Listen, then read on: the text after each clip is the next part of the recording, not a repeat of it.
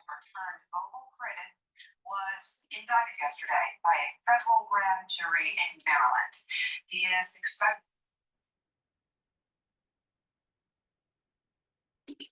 an initial court appearance today. Two senior federal law enforcement sources, both and John Bolton, President Trump's former national security advisor turned vocal critic, was indicted yesterday by a federal grand jury in Maryland. He is expected to surrender to authorities and make an initial court appearance today, according to two senior federal law enforcement sources. Bolton is now the third high-profile political adversary of the president to face criminal charges in less than 1 month, joining former FBI Director James Comey and New York Attorney General Letitia James. He faces 18 counts related to the transmission and retention of national defense information. Prosecutors say Bolton stored diary-like entries about his time in government that included classified information, and then shared more than 1,000 pages of that information with two family members who did not have security clearances. Bolton is denying any wrongdoing, comparing the Trump administration to Joseph Stalin's secret police, who said, "You show me the man and I'll show you the crime." Bolton went on to build a website you love with Wix, where your words create your brand, your opportunity, your breakthrough. Bolton went on to say, in part, quote, "These charges are not just about Trump's focus on me or my diaries, but his intensive effort to intimidate his opponents. Dissent and disagreement are foundational to America's constitutional system and vitally important to our freedom." Attorney General Pam Bondi, meanwhile, welcomed the charges, writing in part, quote, "No one is above the law." Jonathan Lemire, let's stop right there. Let's talk about these charges and what they're exactly looking at here with this former national security advisor. Yeah, we had a similar victory lap-like statement from FBI Director Cottrell yesterday as well. It is well known. John Bolton, who did briefly work for the president and national security advisor in Trump's first term, has turned a sharp critic of Trump, including in recent months how he's handled the situation in Ukraine. In fact, he's drawn Trump's wrath on Truth Social a number of times, most recently around the Putin summit in Anchorage 2 months back that yielded very little. And now we have a moment here where a retribution campaign is continuing. We know it's James Comey, it's Letitia James, Trump. We'll continue with this video. Thank you for joining. We are live on YouTube today. Thank you for watching. I'll also be posting these on my other channels, so please make sure you subscribe to all the channels I have. I have 5 channels on YouTube. I have Brighteon, Bitchute, and Rumble. You can follow me on Substack, on TikTok, on Patreon, X, and GETTR. There's many ways to follow my work. Please share the links, ask your social media to follow me, and better yet, get the great products that I have on my store. I have ebooks, supplements, and course material in immunology and pulmonology. If you pay attention to how to stack these great products that I have, you'll be able to slow down the aging process, have more vitality, have more longevity, and weather the storm in the fall and the winter. So please go to my store, the-studio-reykjavik.com, and get the great products such as the structural nano silver toothpaste. This has no fluoride. This will whiten your teeth, freshen your breath, help with the health of the gum line, reduce inflammation at the gum line, and neutralize. This is super important to take during the fall and the winter. You should be taking this every day throughout the whole year, but especially for the fall and the winter, you need this. So please go to my store, get a few tubes of this toothpaste, and be prepared for the fall and the winter. Another great way to be prepared for the fall and the winter is to get the structural nano silver soaps that I have. Lavender. I also have it in peppermint. Very high quality structural nano silver soaps. I also have it in charcoal tea tree and in lemongrass. Get a few bars for your household, very high quality, and help support the work that I do. Use discount 5, you get $5 off any order. It's all caps, discount 5, the number 5. Get $5 off any order. Please go to my store, the-studio-reykjavik.com, and be prepared for the fall and the winter. The link is in the description of this video and all my videos. Just this week, Mika, as we've been talking about, from the Oval Office with the Attorney General standing and the FBI Director standing alongside him, naming other individuals he would want to see indicted. This one, though, does seem a little different. And for more on that, let's bring in MSNBC Justice and Intelligence correspondent Ken Delaney. So, Ken, people I've talked to say, look, this is still a broad pattern of retribution. There's still great concern how the president is shattering norms and directing his DOJ, either specifically or just by, naming villains, if you will, naming foes, and others kind of get the hint to who they go after. But the John Bolton case was described to me is a little different than Comey and James. There's a little more of a there. Walk us through what you know about this particular matter. Good morning, Jonathan. Good morning, guys. You're absolutely right. I think it's a lot different, actually. This is what my sources are telling me than those other cases, which appear to be largely without merit. This one, though, arose in the Biden administration, and this is a very serious and detailed indictment. It says that John Bolton derived secrets from his time as national security advisor, assembled them because he was writing a book, sent them over unclassified email and messaging apps to his wife and daughter. We've identified the two people as his wife and daughter. And then that information was hacked by the government of Iran. At least one of those email accounts was hacked. And so the government of Iran obtained some of these state secrets, according to this indictment. And the indictment says that Bolton used language that made clear he knew he was talking about sensitive information. Things like the intel briefer said, or when in the situation room I learned. So these charges, as you said, carry 10 years each. So he could spend the rest of his life in prison, in theory, if convicted on these charges. But let me tell you what the defense could be here. I should add that, and this case is being prosecuted by career prosecutors, respected people, unlike the Comey and the James case, which was avoided by every career prosecutor in the department and pursued only by Donald Trump's political appointee. This one has gone through normal channels, as we understand it. But let me explain some potential mitigating circumstances here. Lots of people who have jobs where they see classified information write books. And they send the manuscript through a publication review, for example, if you're a CIA officer. And oftentimes those reviewers will say, sorry, you can't say that. It was classified. We're keeping that out of the book. Well, that information was classified. It went over an unclassified email system. Those people don't get prosecuted for doing that. So what's at issue here are not documents marked classified, which was the case in the Donald Trump indictment.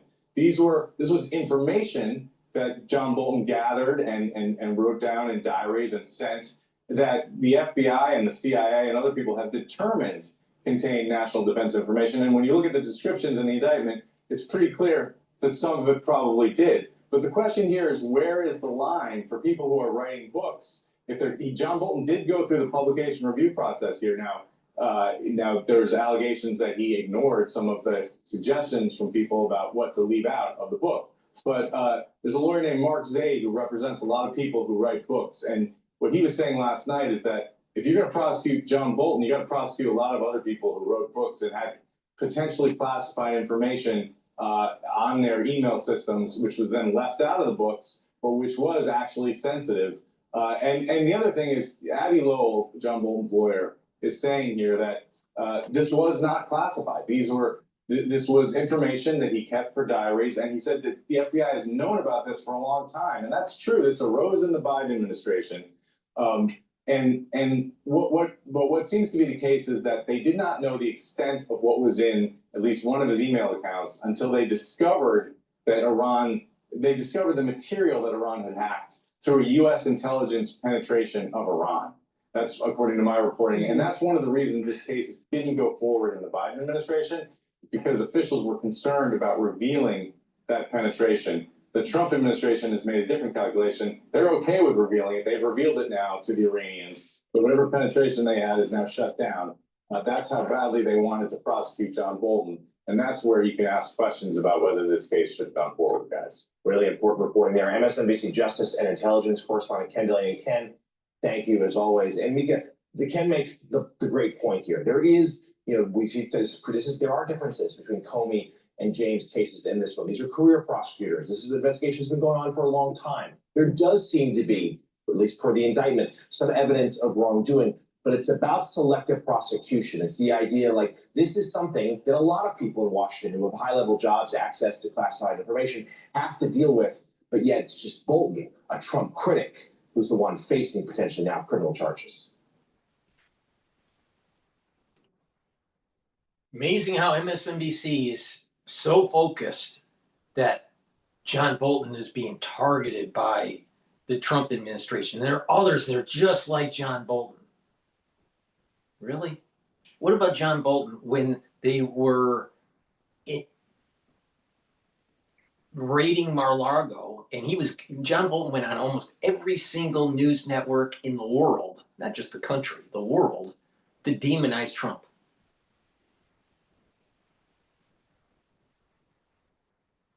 And the thing is that Trump was allowed to have these classified materials because he was the president of the United States. Hillary Clinton wasn't supposed to have classified materials. John Bolton wasn't supposed to have classified materials. Not even Vice President Biden should have had classified materials.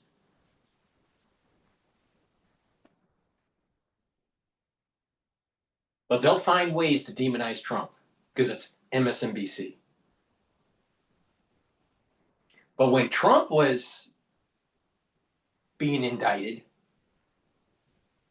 or being investigated, right? They try to deep six his career as a politician. It's amazing. Please go to my store, the-studio-reykjavik.com. Be prepared for the fall and the winter. Get the Max 35. It's 35 parts per million. Or the Cleanse, which is 30 parts per million. Use it the same way. Take a teaspoon a day, every day. Swish it in your mouth. Gargle about 20, 30 seconds, and then swallow it. What this will do is maintain your mucosal barrier, help with the oral hygiene of the oral cavity and your oral pharynx. It'll help with the mucosal barrier and help with the health of your epithelial cells. This is really important, especially in the fall and the winter this year. So make sure that you gargle and you swish your mouth 20 seconds with either the Max 35 or the Cleanse. And by doing that every day, you're boosting up your immune system. Now, if you're not feeling well or someone around you is not feeling well, take a tablespoon or two a day and then go back to your maintenance dose when everything's all clear. But it's really important to do this on a regular basis, especially in the fall and the winter. I've been doing this protocol for over 5 years. So please go to my store, the-studio-reykjavik.com. Also, something that's really important to get to boost up your immune system is taking the magnesium and zinc. Magnesium and zinc will boost up that immune system and help with brain function. Magnesium also increases the efficacy of vitamin D3. Vitamin C and magnesium will help with your skin, your immune system, and your brain function. So please go to my store, stack these together, especially in the fall and the winter, and boost up that immune system. Please go to my store, use discount 5, you get $5 off any order. All caps, discount 5. All right, now we're gonna go to CNN talking about the mayoral candidate debate that happened yesterday.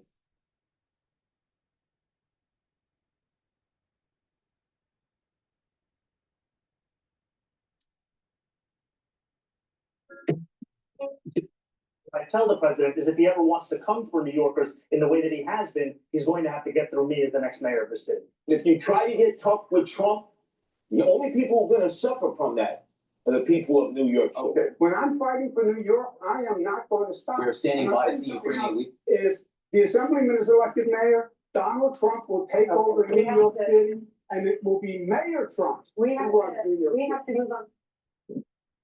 President Trump loomed large tonight over the race to become New York City's next mayor. In the first general election debate that we saw, it featured the Democratic nominee, Zohran Mamdani, the former governor, Andrew Cuomo, who is now running as an independent after losing to Mamdani, and the Republican nominee, Curtis Sliwa, who, and as we watched all this play out, oftentimes on that debate stage, as they were taking questions, the political attacks turned very personal.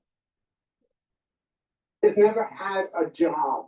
On his resume, it says he interned for his mother. This is not a job for a first timer. Any day, you could have a hurricane, you're, God forbid, a 9/11, a health pandemic.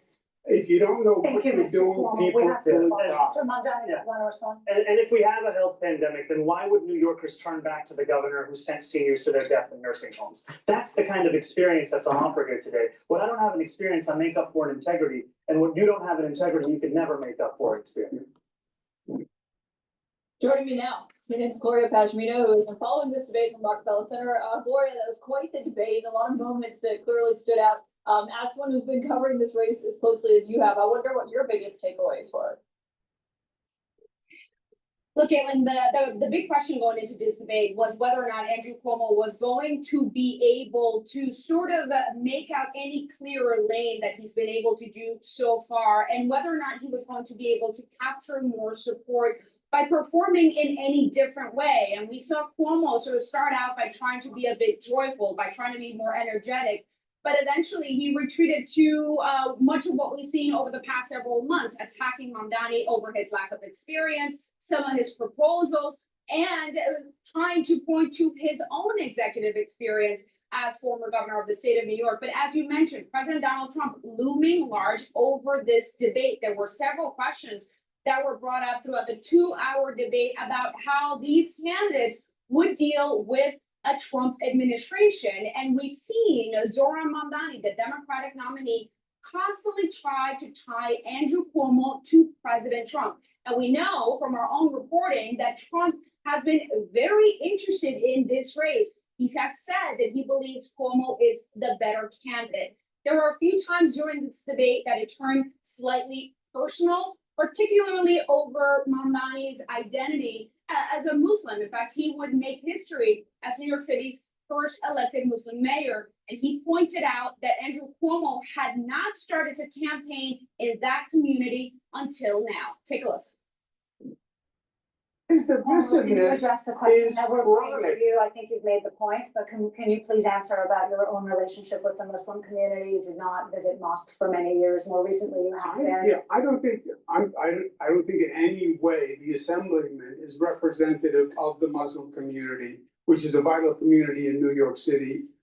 And I am very fond of, and I've been working with. It took me to get you to even see those Muslims as part of this city. And that, frankly, is something that is shameful and is why so many New Yorkers have lost faith in this politics.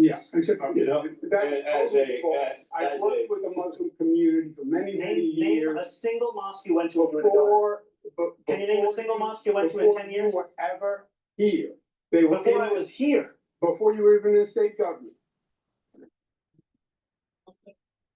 When you travel, travel well.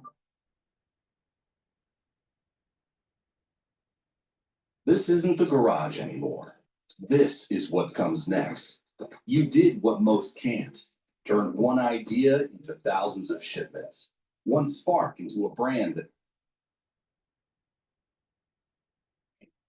Killen, I do also need to mention the role of the Republican candidate in this race, Curtis Sliwa, who has never had government experience, has never held political office, but who has gotten a lot of support from New Yorkers and had a pretty impressive performance during tonight's debate. He was placed in the middle of the two candidates, and he constantly attacked Andrew Cuomo. That is significant because Andrew Cuomo has openly appealed to Republicans here in New York, trying to get Republicans to vote for him and not Curtis Sliwa, saying that Curtis Sliwa is not really a serious candidate. But Sliwa appeared tonight to have come prepared for that and spent a lot of tonight's debate attacking him. Caitlin? Yeah, it was quite a moment up there on the stage. Gloria Pedrino, thank you for updating us. This race is Mamdani's to lose, it seems, at this point. What do you think happens after this debate? How do you think it helps or hurts his campaign? Well, I'll start by saying that in this debate, considering that he's ahead by double digits and has been in virtually every public poll, the bar for him was don't F up, and he certainly didn't do that. There were attacks that didn't land, and he defended himself pretty well, and he didn't make a big gaffe. What comes afterward is him trying to sell New Yorkers on his policy. The campaign is by and large done. It's what he's good at. He's charismatic, speak well, but it's time to help business leaders, to help skeptics understand what his vision is and how he seeks to accomplish that. Tomorrow already, he's poised to hold a reverse town hall where he's asking questions of New Yorkers so they can understand their needs and wants. That's interesting. I mean, and to your point, I mean, this latest Fox News poll has Mamdani over 50% at 52%. Cuomo is pretty far behind at 28%. So he's starting to, if the question was, can he bring undecided people in? It sounds like he's starting to do that. And to Emily's point, I mean, now this is going to be, what kind of mayor is he going to be? Let's wait till election day, right? I mean, I think the problem is we act sometimes, you know, whoever wins the Democratic primary is coordinated mayor. There's not, you know, you winning a Democratic primary is important, but less than 10% of voters of all New York City voted for him. Look, I think Mamdani is an incredibly talented campaigner. Clearly, he's quick, and he won tonight's debate on style points. I actually think Andrew Cuomo won on substance, though, because there are issues about his policies and his experience that are absolutely relevant to take into account.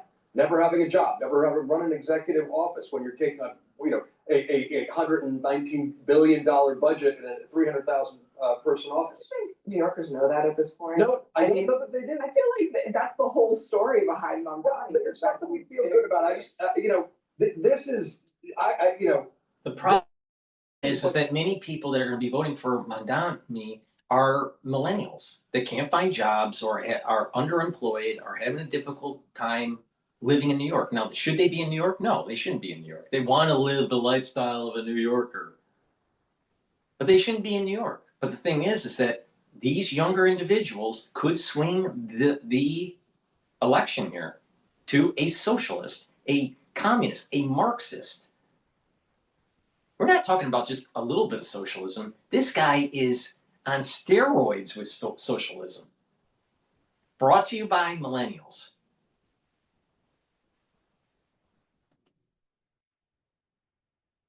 There was a line tonight. Cuomo's been pushing this about, you know, Mamdani not publicizing it, but it believes in decriminalizing prostitution. And he was pushing him on that. And Mamdani said, well, look, I don't think, you know, I think that it's an issue of economic opportunity. I don't know that that's going to land terribly well. And I also think that this is the OnlyFans users? Okay, that's actually a fair point because, yeah. I think you're right. I think America knows what his positions are. America knows that he's not particularly qualified. America knows the positions he's taken on as it relates to Israel.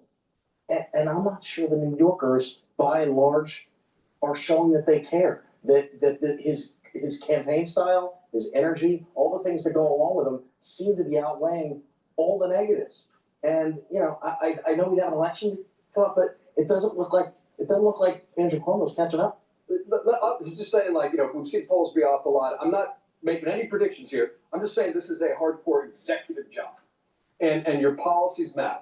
And your experience matters. And those are rational things to take into account when people go to the polls. And let's not count anything. Let me just play real quick. This is Trump's threat to New York if Mamdani wins. He's made this threat a couple times now. And, you know, I think New Yorkers probably also have to take this into consideration. We have a communist who's 33 years old, doesn't know a damn thing, practically he's never worked a day in his life. And he sort of caught on, right? And I'm not gonna send a lot of money to New York. I don't have to, you know, the money comes all through the White House. And if they're gonna be sending us stupid policies, I mean, communist policies, we're not gonna ruin one of our great cities, because we'll make that great. Can he do that? Should he do that? I mean. Well, I'm not exactly sure how much that every dollar passes through the White House. I'm not really sure how that. Apparently, this administration. Yeah, this is a man from New York, cares deeply about the city, concerned about Mamdani. Yes, he realizes the political positives that Mamdani's victory has in 2026. Yeah, for him, look, socialism seems to be the word of the day in New York, but it isn't outside of New York, and he's gonna be a huge benefit for Republicans. Affordability is the word of the day in New York across the country, and Mamdani is somebody who made that the central core of his campaign and never swayed away from it. So irrespective of some of the other style issues and policy issues where he may be somewhat problematic, affordability is what people are ready for. Affordability is always best thing, but good candidates and good campaigns matter when, and he's. It's about authenticity and affordability, and those are two things that Mamdani has pushed incredibly effectively. All right, let's take a Coming look to at the stage There's this another Friday. CNN. There's another CNN video dealing with Trump says he told Putin about the Tomahawk missiles during the call. But there's also a video that just was posted about Mamdani and Cuomo on Fox News. Let's play that one. But before we do, please go to my store, the-studio-reykjavik.com, and get the great probiotics that I have. I have it in veggie cap and also in powdered form. I prefer to take the powdered form because I take a lot of different supplements that are in a powdered form.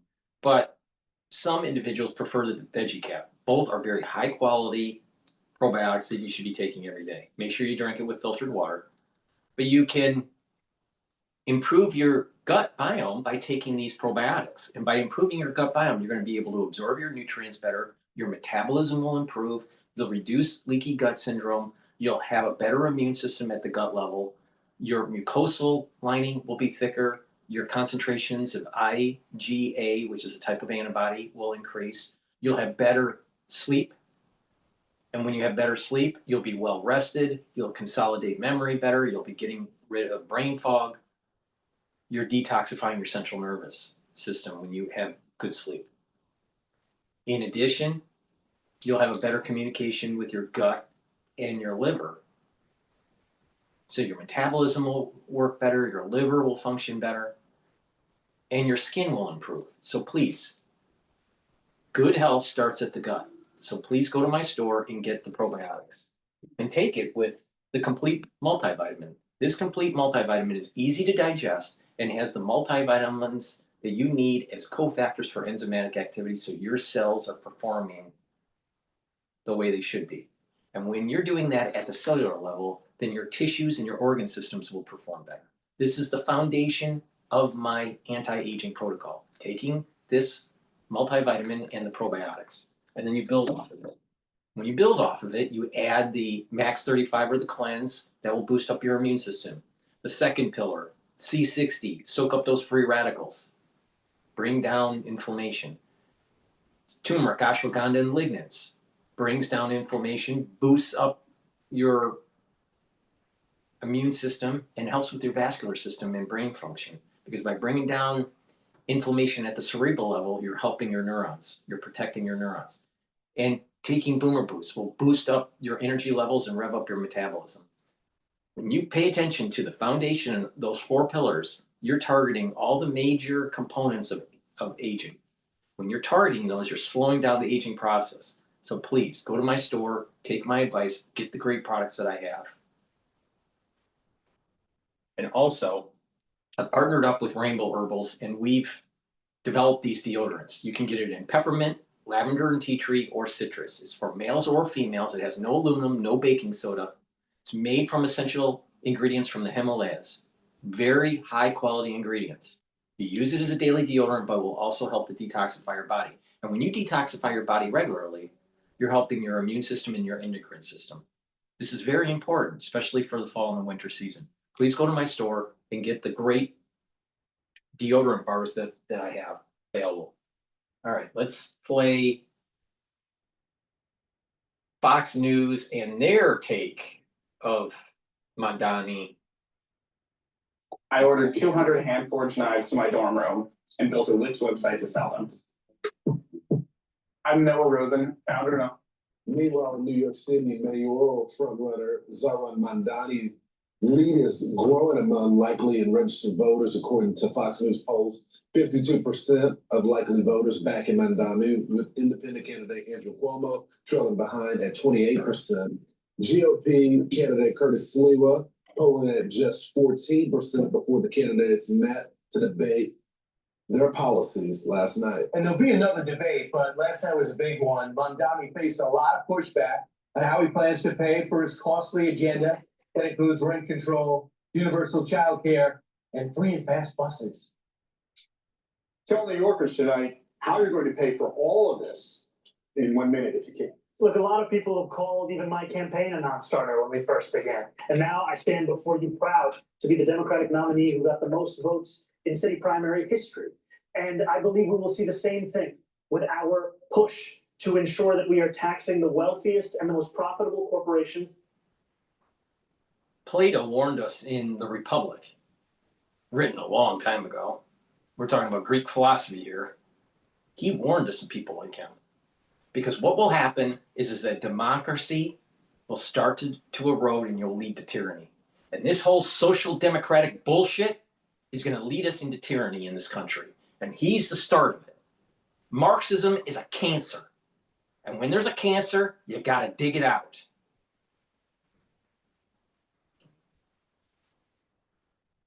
The fair amount that they should pay. But again, Mr. Mamdani, I know Governor Hochul indicated this week there may be some open windows, but more or less income tax on millionaires is off the table, according to the governor. Look, I've said very clearly, making buses fast and free costs about $700 million a year. Making universal child care a reality costs about $5 or $6 billion a year. If you raise the state's top corporate tax rate to match that of New Jersey, you'd be raising $5 billion in and of itself. Well, Zoran, boy, your fantasies are never going to come about in terms of funding everything you want that's going to be free. It's a fantasy. Let's deal with the reality. The Assemblyman's whole plan is based on a myth. He said he's going to raise the taxes the same as New Jersey, corporate tax. No, it would be double the tax. You would see New Yorkers on 995 fleeing to Florida. Governor Cuomo is 100% right, but I digress. And just over the bridge in New Jersey, Republican Jack Cottrell is closing the gap on Democrat Mikey Sherrill. According to a Fox News poll, get this, Cottrell is now trailing by only 5 points among likely voters after trailing by 8 points last month. Cheryl, on the other hand, losing points on honesty and trust among registered voters, dropping 4 points since September. Cottrell losing just 1 point in that category. All right, so we have a lot to go over now. Let's begin, of course, let's go in New York City. So in New York City, Mamdani needed a knockout. Cuomo needed a knockout. Sure enough. And I did.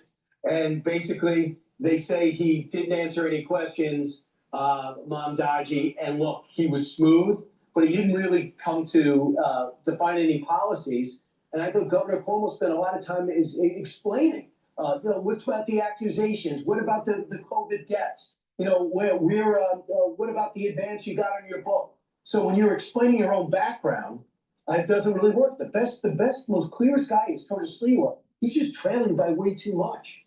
Well, it was really the top two individuals in this race are Mamdani and Cuomo. So the gloves really came off between those two. And Mamdani said he would not denounce globalize the Intifada and said he was horrified by the genocide of the Palestinians. And remember on Martha's show, he said, I really don't have an opinion on whether or not Hamas should put down their weapons. When he was asked about that, he said, of course, I believe they should lay down their arms. Yeah, how do you do that 2 days later? I mean, that's how you know you can't trust anything. He was given an opportunity in a show to just condemn Hamas and go after. Well, and then remember, 2 days later, he all of a sudden gets an answer for it. and he said that Israel shouldn't be a Jewish state. Right. He said that in the past. But do you understand? That's how we feel. But do you know the next generation of Americans, even Republicans, are not pro-Israel? So he's worried about, doing the thing that would help him with mainstream. But he didn't get a bulk of mainstream. He got new voters. So how do you not alienate them? Plus, he probably agrees with them. Right. And go ahead and try to win the general population. Well, in a Fox News poll, voters were asked, what's the #1 problem facing New York City? And the most said crime, 25%, 20% said the cost of living, 16% lack of affordable housing, and 8% homelessness and mental health. I would just add to this, when you say crime is the #1 thing, how does Mamdani want to handle crime? He has not agreed to renew Jessica Tisch, who's done an unbelievable job here. He says he's not ready to make a decision. That would be the biggest layoff. Idiotic. And he's got this civilian, this must drive me Yeah. crazy. The Civilian Complaint Review Board. No, he can't explain what it's gonna do, but his board will decide how cops will be punished or not punished, fined or fired. And you never take that away from the commission. How's that gonna work out? This is the shocking part, when it comes to the people and the candidates that they trust for the best job on cost of living. Mamdani gets it by 49%, Sliwa's at 17%, Cuomo's at 32% on housing, 49% is for Mamdani, 16% for Sliwa, 33% for Cuomo. And Ainsley, when it comes to taxes. Yeah. That's crazy. This is a Fox poll, and he's saying that Mamdani is considered to do the best job for crime.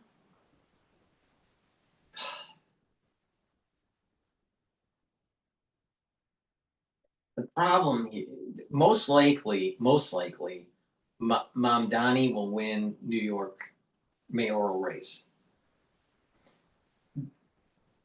There will be when it comes to socialism and freebies, there seems to be a positive thing that happens in the society at the very beginning.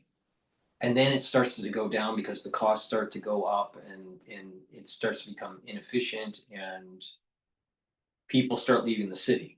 All right. So, because if socialism, Marxism was great, why would people be fleeing socialistic countries and want to come to America? Right. I mean, if socialism was so great, why are these people leaving these socialistic countries? So the bottom line is that when socialism comes into an environment, that first year or so, maybe even 2 years, there's an uptick in affordability. But then all of a sudden it starts to go down. The affordability function starts to go negative. When Mamdani gets into office and institutes some of these policies, at the very beginning, it'll look like for individuals that are middle class or poor to be having their affordability a little bit better. And that will go into 2026 midterm election. So there will be a lot of infighting that will be going on. Well, not infighting. There'll be a lot of rhetoric between the Republican and the Democratic Party during the midterm election about this socialism, this democratic socialism. If Mamdani is successful for that first few months of his administration, going into the several months into his administration, going into the midterm election, the Democratic Party is going to say, look at what Mamdani can do to make it more affordable in a city, not realizing that after the midterm election, that's when you're going to start seeing things starting to go sour in New York. So will it help the Republican Party in the midterm elections? If they can demonize socialism enough and Mamdani is unsuccessful, then it will help the Republican Party during the midterm. If Mamdani is slightly successful with his policies in New York and the Republican Party fails to convince the wider public about the fear of Marxism and this democratic socialism, if they fail in the rhetoric, then the Republican Party will do worse in the midterms. Now, what will happen, either way, if the Republican Party wins the midterm election at the federal level or loses, what will happen is that in 2027, you'll start to see most likely the policies that Mamdani is instituting in New York starting to take hold that are negative. And that will launch a Republican Party that controls the legislative branch and the executive branch. So you may have loss of seats for the Republican Party during the midterm election. But in the long run, the Republican Party will most likely be able to use this as a test, a petri dish test, and say, look, socialism doesn't work, especially in the strongest economic, most viable city that we have in the United States. But I have a feeling that that first 7-8 months of Mamdani's administration, it may seem as though he's successful. Now, there may be some infighting that goes on between the mayoralship and the city council. If there is, then that will slow down the effects of Mamdani. Now, there's two parts to that. If they slow down the effects of Mamdani, then he's still mayor, but he's not able to institute his policies, and it keeps things stable. All right? But what also could happen by hamstringing Mamdani, things may get worse in New York in terms of affordability, and Mamdani can say, oh, you didn't help with these policies, and therefore I wasn't able to help the city. And it may strengthen the Democratic case in the midterm election. So there's a lot of variables here that we need to find out. Will Mamdani's policies be successful at the very beginning? If not, then he's a dead duck. All right, and the Democratic Party is going to lose in the midterm election if he's out of the box failing. Usually, socialism doesn't fail right out of the box. Socialism is somewhat successful for that first 12 months. Then all of a sudden, it starts collapsing, and it collapses fast. But if you have Mamdani in a high-profile election like the mayoralship for New York City, it launches this new ultra-left wing of the Democratic Party. So this was the reason why keeping him out of the mayoralship is so important. But unfortunately, it looks like he's going to win because Cuomo is not a strong candidate.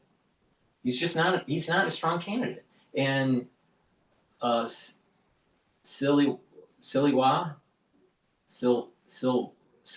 whatever, however you pronounce his name. Silwa.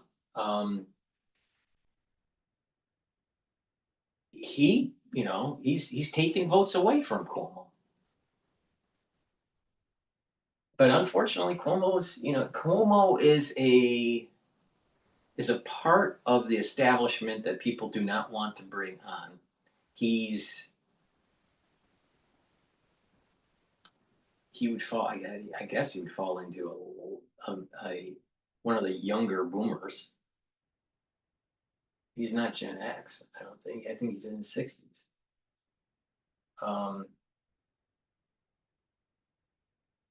So you have a young generation that's wanting Mamdani because he's promising affordability. So I'm very concerned. I'm very concerned that his policies may actually work for the first 12 months, and that gives the Democratic Party cover to go into the midterm elections and be potentially successful. But democratic socialism in the end will fail. And this will be very evident after the midterm election. And so it will be very positive for the Republican Party in the general election of 2028. But I'm not so sure how this is all going to pan out for 2026 midterm election. The convention of wisdom is that it's going to be very strong for the Republican Party. But I'm not so sure about that. I'm not so sure.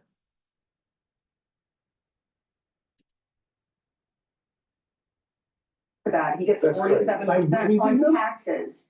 And then crime, he gets the most with 40%. They trust him the most. He'll do the better job, they say. How crazy is that? That a guy that wants to let criminals out, close Rikers Island, have social workers to domestic disputes, and he gets the best marks on crime. I'm not a New Yorker, so maybe You I don't- live in New I- York. Pay I don't taxes here. understand the connection. Maybe there's just a different. I get the housing thing because he's talking about affordability and all of this, but the crime thing, saying that you're gonna defund the police, I don't understand how that's good But for. here's- First of all, he's only gonna help with people that are on some sort of city subsidized control rent. All right, but the affordability problem is even in that group of people that don't qualify for that. He's not gonna solve that problem. He's only gonna solve it for the poor, not the middle class. All right, so so this is gonna be a problem here. It's about, you gotta bring on more units. In the convertibility between a commercial property to a residential property has problems with fire code issues, because the rooms have to be by a window. Well, when these commercial buildings weren't designed to be converted to meet fire code standards. So either the fire code standards have to change, which I doubt they will, or it needs to be extensive renovation to make these units affordable. Because the way to convert a commercial property into a residential that's affordable would be making, well, not affordable, but commercial, I'll call it commercially viable to the ones that are doing the renovation, is to have large footprint. Well, if it's a large footprint, it's going to be a higher cost dwelling. You can't divide those units up small enough because of the fire code issue. So you either bring down the building, or you have to hollow the building out in the center to be able to have some sort of means to have access through a window. Well, no developer in their right mind is going to do that unless they get some serious tax breaks. So there's a problem. There's a big problem with this. New York would not have this problem if they could bring down the building and then bring up a new building that's residential. But that's not how it's going to go. There's going to be lots of commercial buildings that are being underutilized that should be converted to residential but can't because of the regulations.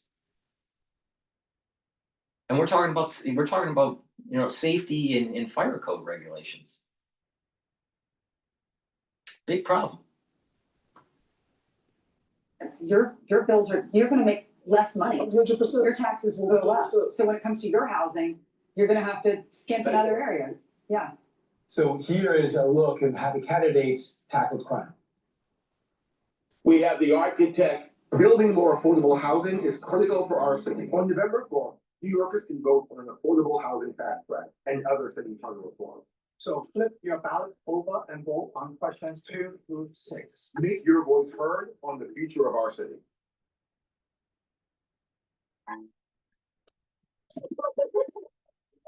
Every season brings new stories in your neighborhood.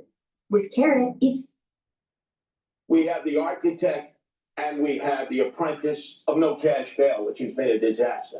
We have the architect and the apprentice here of Raise the Age. My own son was almost killed because of that in a gang attack. We have the architect and we have the apprentice of Close Rikers Island, which would just release criminals in the street.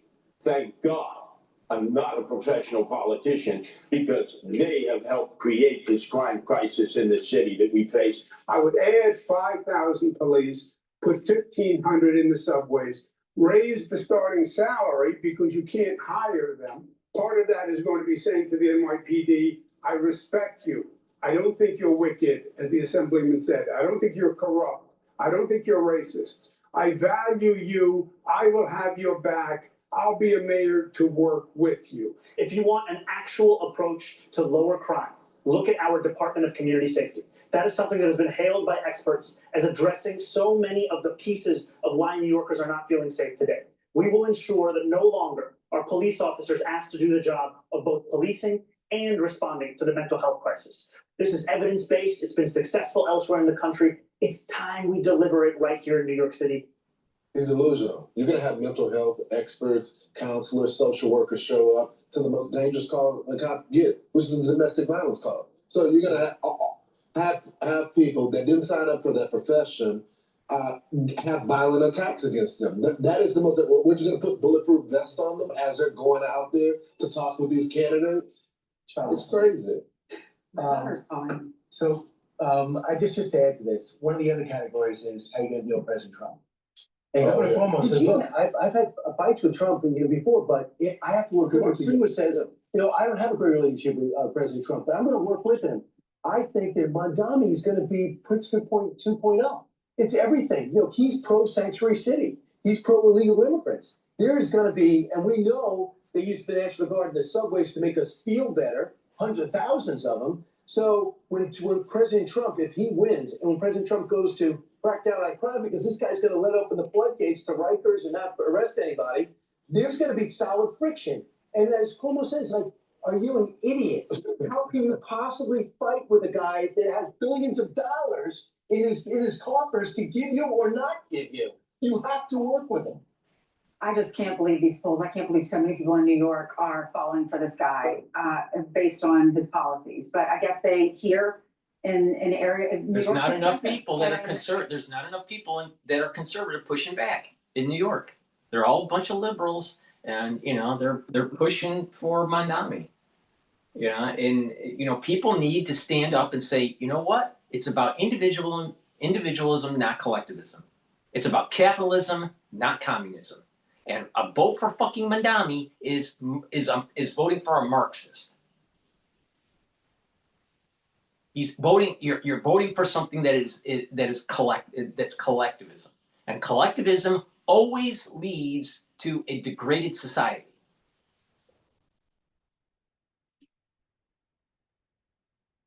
If they hear, oh, this guy's going to lower my costs, but every politician has said he should have done that when he was an assemblyman. He had the ability to do all of these things, but we had Eric Adams on our couch, and he said, "Trust me, I'm the mayor." He doesn't have the ability to change all of these policies. By the way, so if you he wants to get those horrible rich people. So if you make $1 million, do you know how many hours you're probably working? Does he ever think about hard work and how that relates? Number two, do you want to take now, if you do it, over 50%? So if you figure in city tax, state tax, federal tax. So if you make $1 million, now you have to give away $540,000. Yep. So you're working 60 hours a week, doing the best you can to get to that threshold. And now he's trying to say, how dare you? I'm going to give that to other people. All right? That's just not the way our country works. I'm Steve Ducey. I'm Brighteon Channel. And I'm Ainsley Earhart. And click here to subscribe to. All right, so we're going to go to CNN talking about the Tomahawk missiles. Please go to my store, the-studio-reykjavik.com, and get the Goodnight Formula. Goodnight Formula has tryptophan, melatonin, GABA, and passion flower, so you can have the 5 cycles of REM sleep and deep sleep. So you're consolidating memory, detoxifying your central nervous system, and you'll be well rested. By having a good sleep, you're actually going to slow down the aging process. Please go to my store and get the Goodnight Formula. It's really important because in the next 5 years, for people that are 40 years of age or older, there's going to be about 30% of the individuals that that fit into this cohort group will probably get early onset of dementia. So you better start protecting your neurons now. Why is this happening? It's an aftershock of the crisis of 2020. Now, you can pay attention to me or not pay attention to me. I don't fucking care. But if you do pay attention to me, you're going to be able to mitigate the problem. Please go to my store, the-studio-reykjavik.com, and get the Goodnight Formula. Why? Because it's going to help to protect your neurons and slow down the aging process.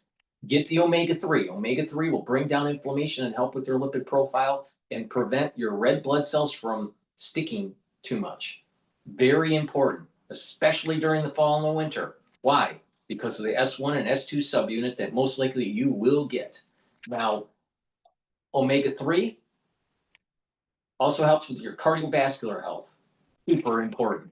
All right? Take it every day and help with your cardiovascular health, but take it also during the fall and the winter because there's something going around that a lot of people are going to be getting this year. Resveratrol. I've been taking resveratrol for decades. This will soak up free radicals, help with the health of the mitochondria. It'll help to boost up your energy levels, help to get rid of senesced cells, and help with youthful gene expression by taking resveratrol and stacking it with things like C60, NAD+, and ubiquinol, and even clarity factor and goodnight formula. Guess what? You're slowing down the aging process and helping your neurons at the same time, and that helps with your basal layer for your skin. You ever wonder why people that take resveratrol look younger? Well, I just told you why. Vitamin B complex. This will help boost up the health of your mitochondria and increase your ATP levels. Why? B1, B2, B3, and B4 help with the electron transport chain, and that's what increases your ATP levels. You need ATP because that's the major energy source for your cells. When you have less ATP, guess what? Your cells don't perform as well. Another thing that's really fascinating is that people that get older have less ATP. So if you have more ATP, you actually are slowing down the aging process. Vitamin B complex also revs up the metabolism. Guess what? When you get older, your metabolism goes down. So if you're revving up your metabolism, that slows down the aging process. And vitamin B complex has vitamin B12. That helps many things for your body, but also your neurons. So please go to my store, the-studio-reykjavik.com, get the vitamin B complex to help protect your neurons and rev up your metabolism. Get the omega-3 to help with your cardiovascular health. Get the goodnight formula to have a rested sleep and to help to protect your neurons and consolidate memory. And resveratrol for the youthful gene expression. Use discount 5 and you get $5 off any order. It's discount, all caps, the number 5, discount 5. You get $5 off. Go to my store, the-studio-reykjavik.com.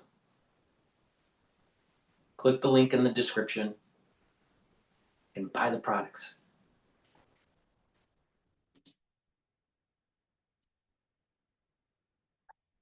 Vladimir Zelensky at the White House, there to push President Trump for American-made Tomahawks. These are longer-range missiles that would give Ukraine the ability to hit deep inside of Russia. You can see the range there. It would give them the capability to go way past Moscow into other areas. There have been some signs the president was supportive of that request, but all of a sudden, this has been thrown into doubt after a 2.5-hour phone call with Vladimir Putin that came at the request of the Kremlin.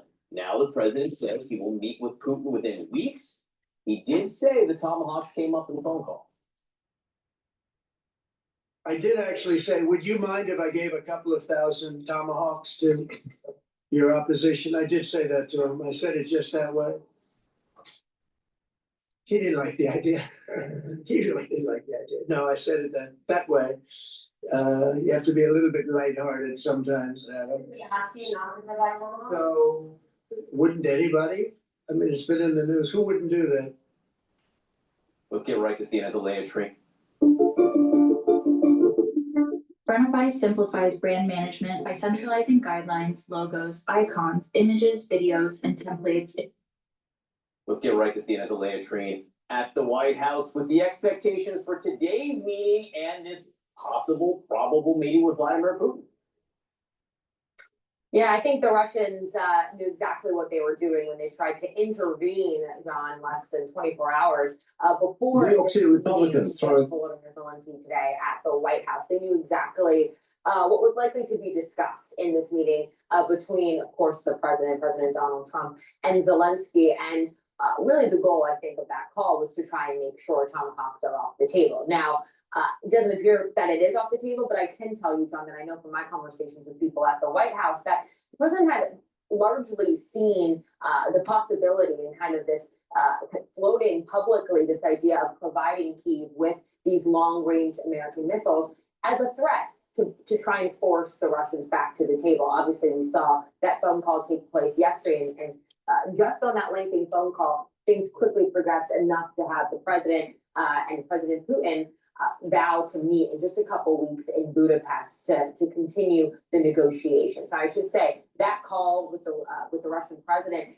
came after weeks of the President Donald Trump being, of course, very frustrated with Putin. He was not living up to some of the commitments that the president and other Trump administration officials believe that he had made in that summit just weeks ago. in Alaska. But to turn to today's meeting, we do know that, of course, asking for more weapons is going to be on the agenda of the Ukrainians. And really, this meeting comes at a point where we've heard the president and many of his closest advisors here in the White House argue that it might be time to take a more offensive posture toward Russia. Now, did that change because now they're going to be having this summit with Putin? We'll see. I think it's likely to probably expect that they don't want to rock the boat too much as these negotiations are happening. And so we'll have to see what happens today. We'll have to see what the Zelensky asks, of course, and what Trump is willing to provide. But just to go back to the Tomahawks, I think it's important to know what exactly they do, because they would provide Ukraine with the ability to strike targets inside Russia at a long range, something that the Ukrainians haven't been able to do. But part of the reason they're so controversial is because they're American made and largely would likely have to be American operated. And that's exactly what Putin had brought up in his call with Trump yesterday. So a lot to watch for today as we expect Zelensky to arrive later this morning. Yeah, it's possible Vladimir Putin bought himself another couple weeks. At least by floating the idea of these face-to-face meetings. The latest train at the White House today. We're going to have to watch very, very closely. Thank you. Joining me now with more is Ukrainian Parliament member Alexei Goncharenko. Thank you so much for being here with us. Really appreciate it. So as we heard there, President Zelensky hoping to get those Tomahawk missiles from the U.S. when President Trump spent 2.5 hours on the phone with Vladimir Putin. How did that call change the mood in Ukraine overnight?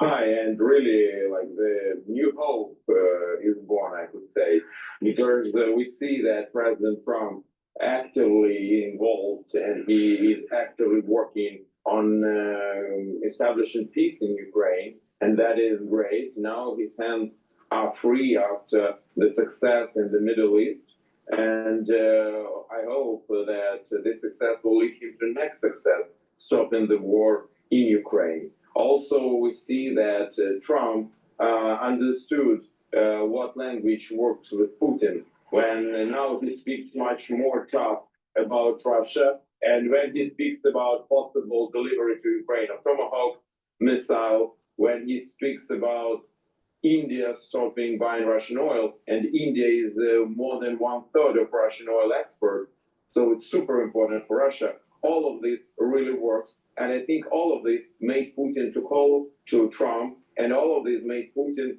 to agree for the new meeting. Yeah. And it's definitely this new meeting will be super important. And I think that if Trump will go out from this meeting without agreement and without Putin agrees to stop the war, that will be humiliation for Trump. So now we have a really new hope. I'm interested that you say hope, because certainly, I mean, there were some fears expressed that Putin always seems to be able to talk President Trump down from acting. It seems like every time Trump gets tough on Putin, they have a phone call and suddenly he seems to soften. So are you not worried at all that that pattern will mean that Ukraine won't get the weapons you need to turn this war around? You know, all right, team, listen up. There's a national blood shortage. Who's got donation ideas? Chance of the President Suite? Classy. Dude, that's so much cheese. Save lives and help win your school $1 million.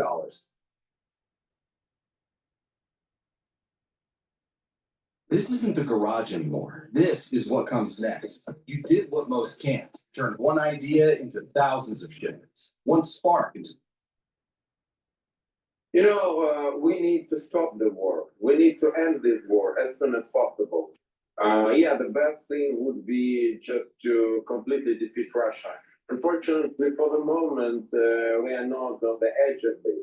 So we need to stop this war, and it can't be made without speaking with Putin. So it's clear that Ukraine can't speak with Putin. Putin will not listen to us, and Putin just wants to take Ukraine, not to speak with us.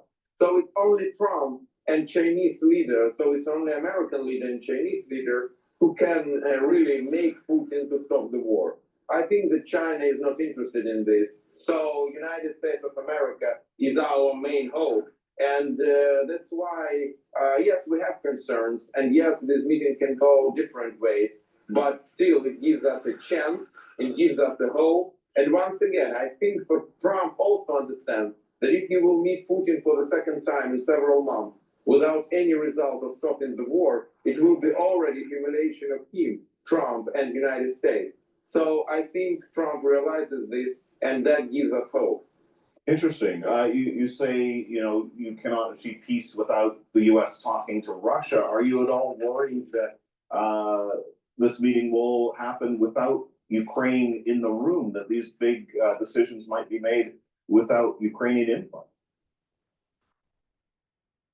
I know that today Zelensky is meeting with Trump, so he has an excellent opportunity to explain to President Trump what is acceptable for Ukraine and what is not. Definitely, I would like to see Ukrainian president also to be in this room, but probably it's not possible for the moment. And once again, it is more, when I heard after Alaska summit about possible meeting Putin with Zelensky, I didn't believe in this. First, I didn't believe that this meeting will happen, and as you see, it didn't happen. But also, even if to imagine that this meeting would happen, I don't believe this meeting can be fruitful. Because without United States, Russia should not be believed. Without United States, without guarantees of the United States, even if some agreement will be achieved, it will not be respected by Russia. So United States is absolutely essential. So I welcome the efforts of President Trump, and I hope he will continue. Interesting. We'll see what may come out of that Zelensky-Trump meeting later today. Alexei Boncharenko, thank you so much for. All right, we're going to go to Letitia James' coverage from Fox Business. Please go to my store, the-studio-reykjavik.com, and get the Clarity Factor. The Clarity Factor is going to get rid of that brain fog. It'll allow you to concentrate on tasks. Take it every day, drink it with filtered water, and over time, you're going to improve your dendritic connections. You're going to improve your neuroplasticity. You're going to be able to think faster. You're going to be able to have better memory. Please go to my store and improve your brain function by taking the Clarity Factor. Very powerful neurostack.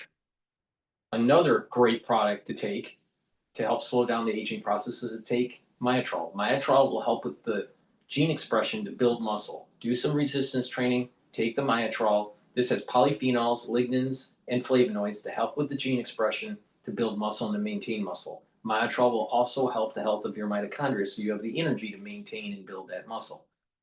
Take this every day, especially if you're 40 years of age or older, male or female. You will also benefit if you're an athlete, younger or older, by taking Myotrol to help with strength for your sport. So please go to my store, take the Myotrol, and stack it with the Clarity Factor. Clarity Factor is a great neurostack, and the Myotrol is a great way to maintain and build muscle.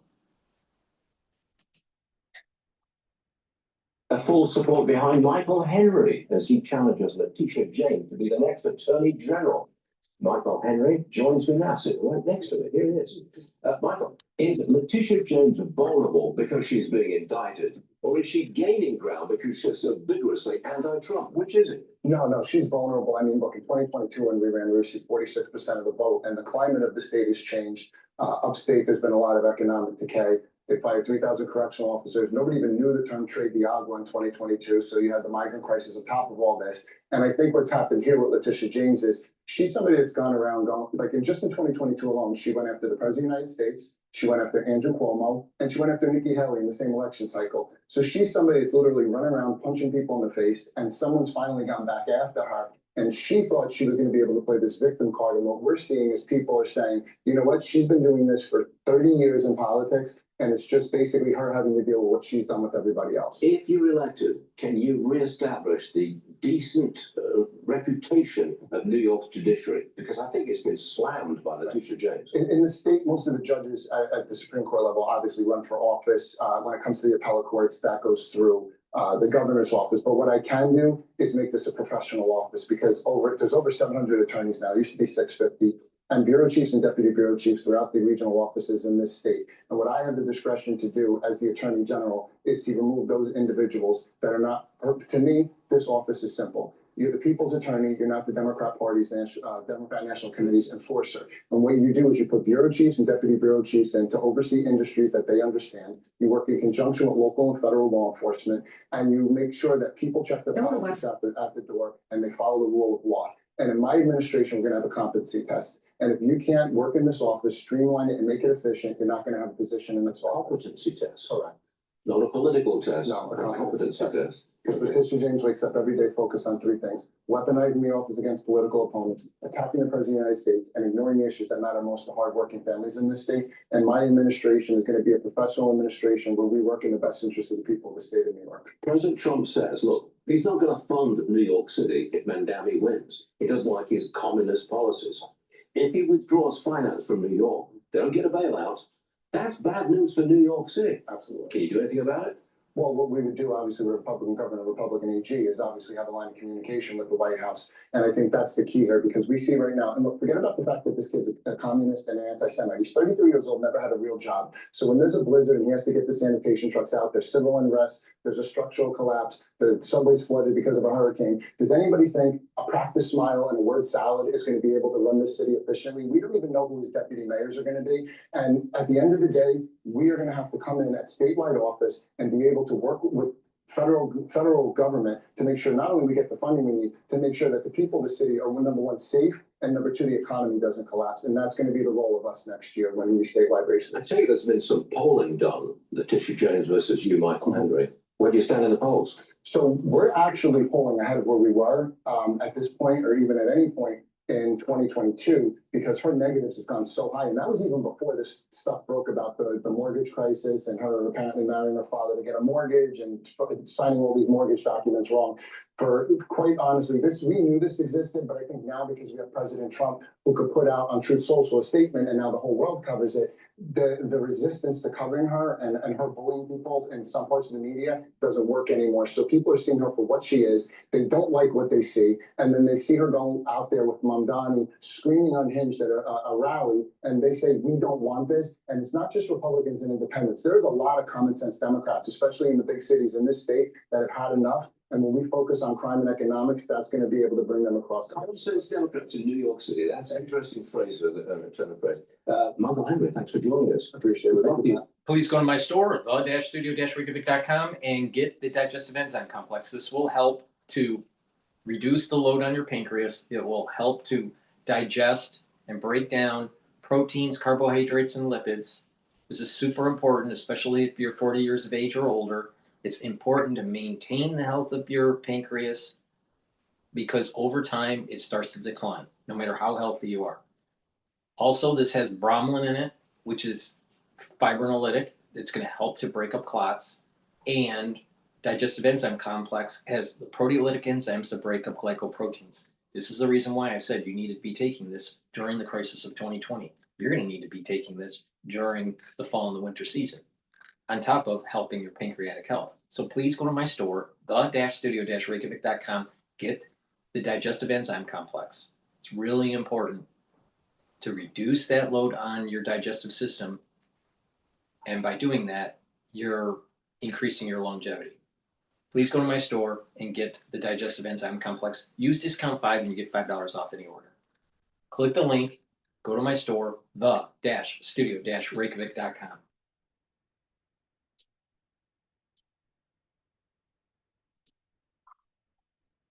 Reopened the government yesterday for the 10th time.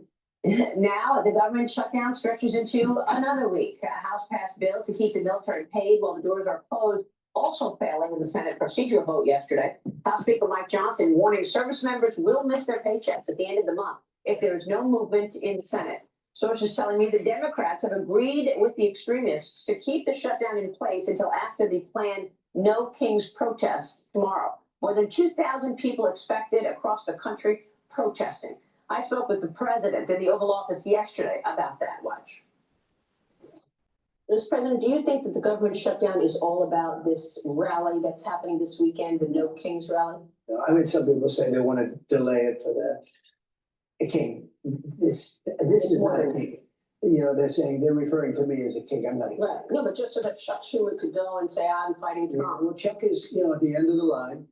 He's being beaten by everybody that they poll against. And I don't think it matters to him. I think he's just so dead that he'll do anything. They made one mistake. They didn't realize that that gives me the right to cut programs that Republicans never wanted. You know, giveaways, welfare programs, etc. And we're doing that, and we're cutting them permanently. We're cutting a $20 billion project that Schumer fought for 15 years to get, and I'm cutting the project. Joining me now is White House National Economic Council Director Kevin Hassett. Kevin, good to see you. Thank you so much for being here. Great to be here. What has been the impact on the economy of this shutdown so far? Well, so far, the economy is booming so much because of President Trump's policies that the marginal impact of the shutdown has been small. We're looking at the CEA estimate says it's about $15 billion a week, which is basically, you know, depending if they open up in a week or two, we're looking at knocking a tenth or two off of GDP. But there's so much good news happening in the world and so much reason to be buoyant and optimistic. And we see it everywhere in the data with, you know, capital spending booming and even employment in the household sector measures are doing great. That we think that the tenth or two, you know, it's not going to be visible. But if it continues, if they shut down for a month or 2 months, that really starts to move things because people aren't getting their permits. And so on, and even government workers aren't getting their checks, that'll show up in consumption. And so they need to start to do their responsible constitutional duty and get the government open, and then argue with us about what we should do on healthcare and everything else. But normal order is what's held in the U.S. You know, ever since we were founded, and we've got these radical left-wing people who are, you know, basically disregarding their Senate duty to keep the government open, disregarding their Senate duty to be the moderating force in Washington. And I think everybody in Washington is very frustrated with it. And as President said, he's got a lot more tools at his disposal. If after this March on Kings thing, the Democrats are still shutting down the government, then you can expect that the president's actions to cancel, you know, silly government programs the Democrats love and to take them away forever, that's going to ramp up significantly. So that will be the tools after this weekend, closing down what? Programs that the Democrats want. Programs, but you know, the bottom line is that we don't want anyone to lose their job. We want everybody to get back to work. There's already been a significant reduction in the federal workforce because of the work that DOGE and the president have done this year. And so we feel like the government has significantly improved in efficiency under President Trump's watch. And so what we got to do is get that government open and use the efficient government to start to serve the American people. There's new nervousness this morning and certainly this week in markets, Kevin, after this credit stress fears rattled the regional banking sector. As you know, Zions and Western Alliance both disclosed issues in borrower fraud. Zions reported a $50 million loss last quarter. Western Alliance is now suing a borrower. It says to recover nearly $100 million. Even Jeffries falling, tied to the bankrupt auto parts maker First Brands, now under DOJ investigation. And as you know, Jamie Dimon from JP Morgan has been warning of credit market excesses after a string of auto sector bankruptcies. What do you make of this, Kevin? Are these isolated fractures, or are these signs of a deeper stress in the economy right now with regard to credit? I think it's Well, a right sign now, of the deeper banking stress. sector has very ample reserves. But one of the things that I think has spooked markets is that Will this be a Lehman event? No. But the problem is that the banking industry is over leveraged. And there's an AI bubble. So it's not out of the realm of possibility that a regional bank fails or needs a bailout, and that there is some sort of contagion that further exacerbates individuals being more prudent. They moved their money in cash, and you start seeing the burst of the bubble of AI. Now, does that mean it's going to happen this year? I don't think so. Now, if you look at today's trading, which is a Friday, all right, the S&P 500 is not doing so well. It's at 6,626. VIX is trading at around 24. Oil is suppressed. Bitcoin is, last I saw, was trading at 104,000. I'm not sure what it's trading right now at. But the thing is there's stress in the market right now. Now, a big part of that stress was last Friday's announcement of the 100% tariff increase on some goods from China. But when you put this mosaic together, stress with regional banks, tariff issue, the potentiality of over investment in AI, the circular financing and the circular usage of the AI infrastructure with the Mag 7, I would say that there's a high probability that it could burst in 2026. Now, I don't think that institutions are going to want a major sell-off at the end of the year because it's going to hurt their year-end data, because they're going to take the year-end data and then try to get new clients for 2026. So if they come in where there's a major sell-off in the S&P 500 by year-end, it's going to hurt them trying to get new clients in 2026.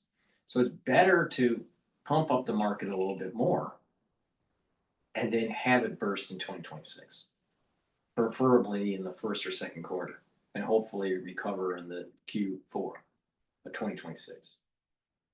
So I would say that there's probably more than 50% chance of an AI bubble burst in 2026. And I would say that there is only a 10% chance of a bubble bursting in 2025. Now, the S&P 500 support level is at 6,500. And you have a resistance level at 6,800. But who knows what happens with Trump? I mean, the moment he could say something as simple as the 100% tariff is off the table with China, and the S&P 500 could go up 100 points that day. He could say that there's further problems with China, and it could tank another 100 points. So Trump is very capricious, and because of that, you got to be careful. But I would say that right now it's probably better, or you have a higher probability of dollar costing averaging into the S&P 500 and benefiting from that target that I have of 6,800 to 7,000 in the S&P 500 by year end. It's closer to 6,800 than the 7,000, but it's all predicated on what happens with Trump's mouth. And there's, I feel as though there's manipulation in the crypto market. Something doesn't seem right. You can't go to 126, 125 for Bitcoin and then go down to 104 right now so quickly. What the hell's going on? There's manipulation going on.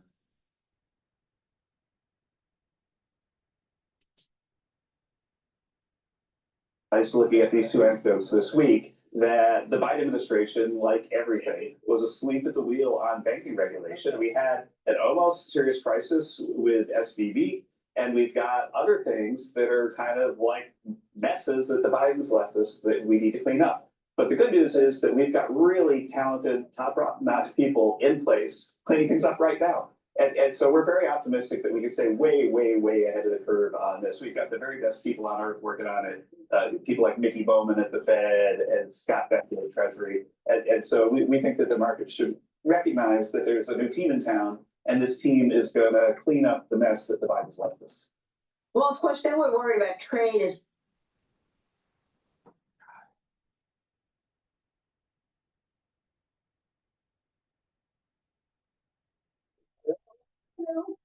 Your child and I'm in prison. Why are you scamming me? Saving for a trip to Vegas. Well, of course, then we're worried about trade as well, particularly with this China tensions flaring up again. Beijing imposing tighter export controls on rare earth minerals and refining of those minerals. The Trump administration setting price floors across a range of industries, and the president threatened 100% tariffs by November 1st. The president also ready to impose a block on Chinese cooking oil imports after Beijing stopped buying American soybeans. The president made news yesterday with me when he talked to me about that 100% tariff that he's threatening. All this as he prepares to meet Xi Jinping at the APEC summit in Seoul later this month. Kevin, what should we expect? I mean, China controls nearly 70% of the global rare earth supply when it comes to refined rare earth minerals. How much leverage does China have, and how is the administration going to deal with this?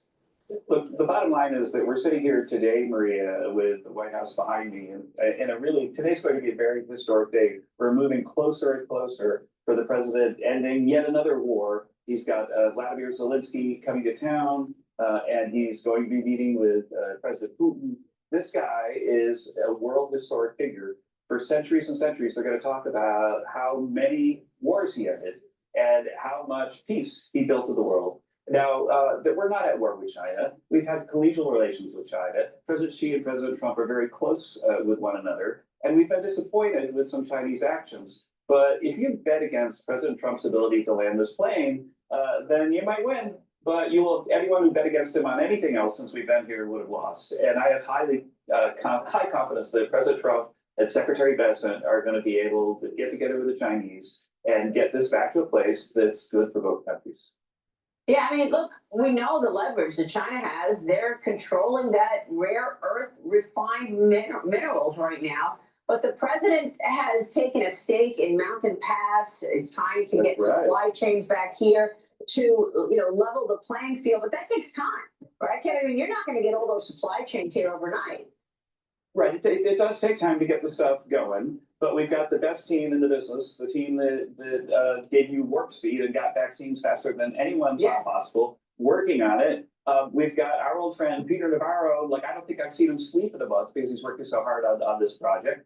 And the other thing is that we've been checking in with the companies that are affected by this and checking how their inventories look. And I think that there's a lot of runtime and then a lot of uptime that you're going to see in the next 1 to 3 years. And so, China has a little bit of leverage right now. They could disrupt the world economy. Yeah, I guess if they shut it completely off.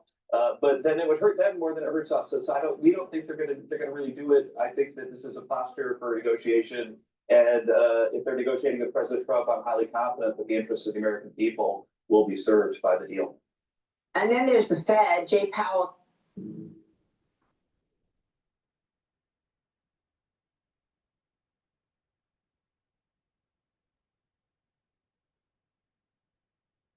Enterprise data teams are facing a turning point. Regulations are tightening, AI is reshaping the data landscape, and budgets are under immense pressure. Existing data integration platforms weren't. And then there's the Fed, Jay Powell, keeping the central bank on track for another rate cut we expect later this month. The meeting is at October 28th and 29th. But he said that there's weakness in the jobs market, and it's a bigger risk now than sticky inflation. He's actually pivoting now away from talking about tariffs. Fed governors are showing a divide over how aggressively, though, the move should be. Christopher Waller is supporting a quarter-point cut. Stephen Myron, who I spoke with yesterday on this program, wants a half-a-point cut on this trade uncertainty. Kevin, he says now that we have new, aggression from China, it becomes that much more important to cut rates by 50 basis points, although he just told us yesterday he's expecting 3 cuts of 25 basis points. Is that enough? You've been talking for some time about the need for lower rates as well. Do you think 3 cuts consistently of 25 basis points does it? Well, the good news is that the Fed, the one thing the Fed is good at, they're maybe good at a few things, but this thing they're really good at is signaling what they're going to do ahead of time. And they're telling us now we're going to get 3 rate cuts of 25 basis points, and that's a start. That's a start. And then what you do after that is you watch the data, make sure that the economy continues to boom and inflation doesn't take off. And if you understand economics, you should know that that's going to happen with almost 100% certainty, because we're having this massive supply shock in the US, a positive supply shock because of increased productivity from artificial intelligence. And so when you have a big positive supply shock, then that puts downward pressure on prices. And it's just what happened, Maria, back when I first met you, pretty much back in the 90s, and Alan Greenspan, everybody was telling him because of the Phillips curve, the unemployment rate was low, that he needed to hike rates. And he said, no, the unemployment rate is low, but it's because of the supply shock from the computer revolution. And so I'm going to leave rates low. And he gave us 3 or 4 years of really blockbuster growth. And it's my expectation that that's what markets should expect right now. Yeah, great analogy there. Kevin, look at the macro story for us. Where is the growth right now? And we don't have any data because of the government shutdown. So what are you looking at to assess the level of growth in this economy? How would you assess 2026 expectations? I think that we're cruising around 4%, and that there's no reason why, with all the positive factors going, that can't continue. The people who tell you it's gonna be a lot worse than that, and we might be running a recession, are pointing at something that's actually good news and good for the economy. People don't recognize it, but if you compare Joe Biden's last year to President Trump's this year, plus extrapolate the current trends, we're going to reduce the deficit in 1 year by $600 billion. Think about it, Maria. A smaller deficit by $600 billion. That makes it so that interest rates can go down, whatever the Fed does. Mortgage rates could come down, and that means there'll be more home building. And there's, when you want to see really big booms, like 4 or 5%, it's because home building takes off. And we're helping that happen with this massive, massive new fiscal policy that's coming mostly from the tariff revenues. The other thing I'm looking at is in the jobs numbers that, again, on the household survey side, everything's booming, just like everything else. So it could be we should just believe that. But on the payroll side, everybody's been saying that the sort of getting rid of illegal immigrants was going to be a big, huge negative shock to the job market. Now, it's true that non-native born workers have lost about 500,000 jobs this year, but native born workers have gained about 2 million, which is astonishing, right? People said, oh, they were taking jobs that Americans won't take. And the most interesting thing is that when you read the media accounts, sometimes there are unfortunate, racial connotations about just securing the border. About 1 million of the 2 million jobs created this year are from Hispanic Americans, because most Hispanic Americans are native born. And so there's just so much good news in the economy right now that I think that the outlook needs to be positive, but it's not inflationary because it's coming from this positive supply shock. And by the way, the native born, the group you're just mentioning, they also don't want people cutting the line and getting in front of them. They also don't want the illegal immigration. Kevin, it's great to and their get you. salaries are booming too. Their salaries are also booming. That's an important point. Good to see you. Thanks, Mark. Please go to my store, the-studio-reykjavik.com, and get the vitamin D3. Vitamin D3 helps to absorb calcium. It helps cells to go into apoptosis if they're infected, which is super important to take vitamin D3 for the fall and the winter season. And vitamin D3 will help with cardiovascular health and improve your bone density. Do some resistance training. Olive leaf extract, super important to take. Why? Because it's going to help with your immune system and your cardiovascular health. And zeolite. Zeolite will bind to heavy metals, toxins, and chemicals and allow you to urinate them out within 6 to 8 hours. You should take 3 small drops underneath your tongue, drink it with filtered water, do this every day. Super important, right? And by detoxifying your body every day, you're going to improve your endocrine system, your immune system, and even your brain function. So please go to my store, the-studio-reykjavik.com, and get the zeolite. Take it every day, 3 small drops underneath your tongue, and drink it with filtered water. All right, now we're going to go to the Hill, and Glenn Greenwald is talking about John Bolton's indictment.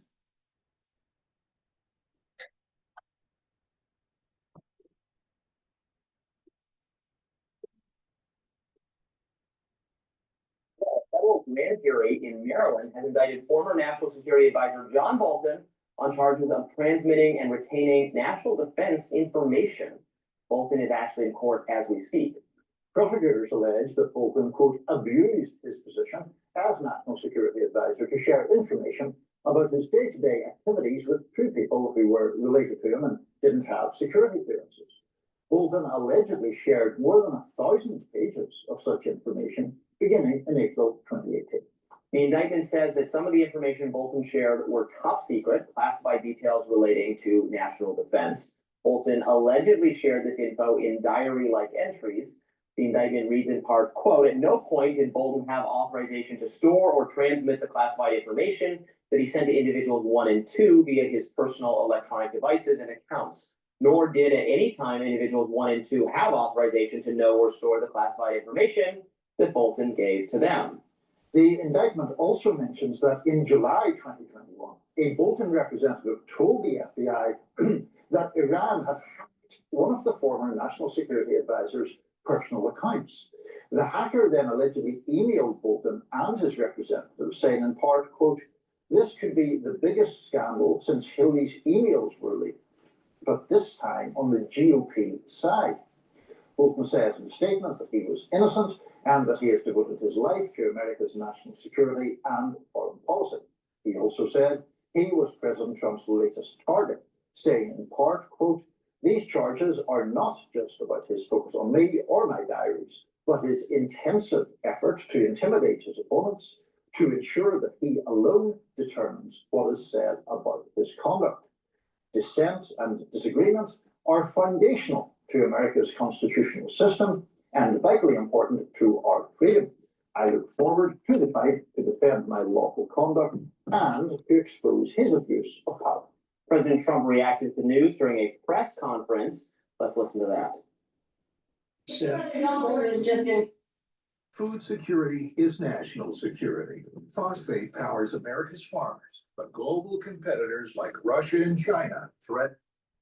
Senator was just indicted by a grand jury in Maryland. Do you have a reaction to that? I didn't know that. You tell me for the first time, but I think he's, a bad person. I think he's a bad guy. Yeah, he's a bad guy. It's too bad, but that's the way it goes. That's the way it goes.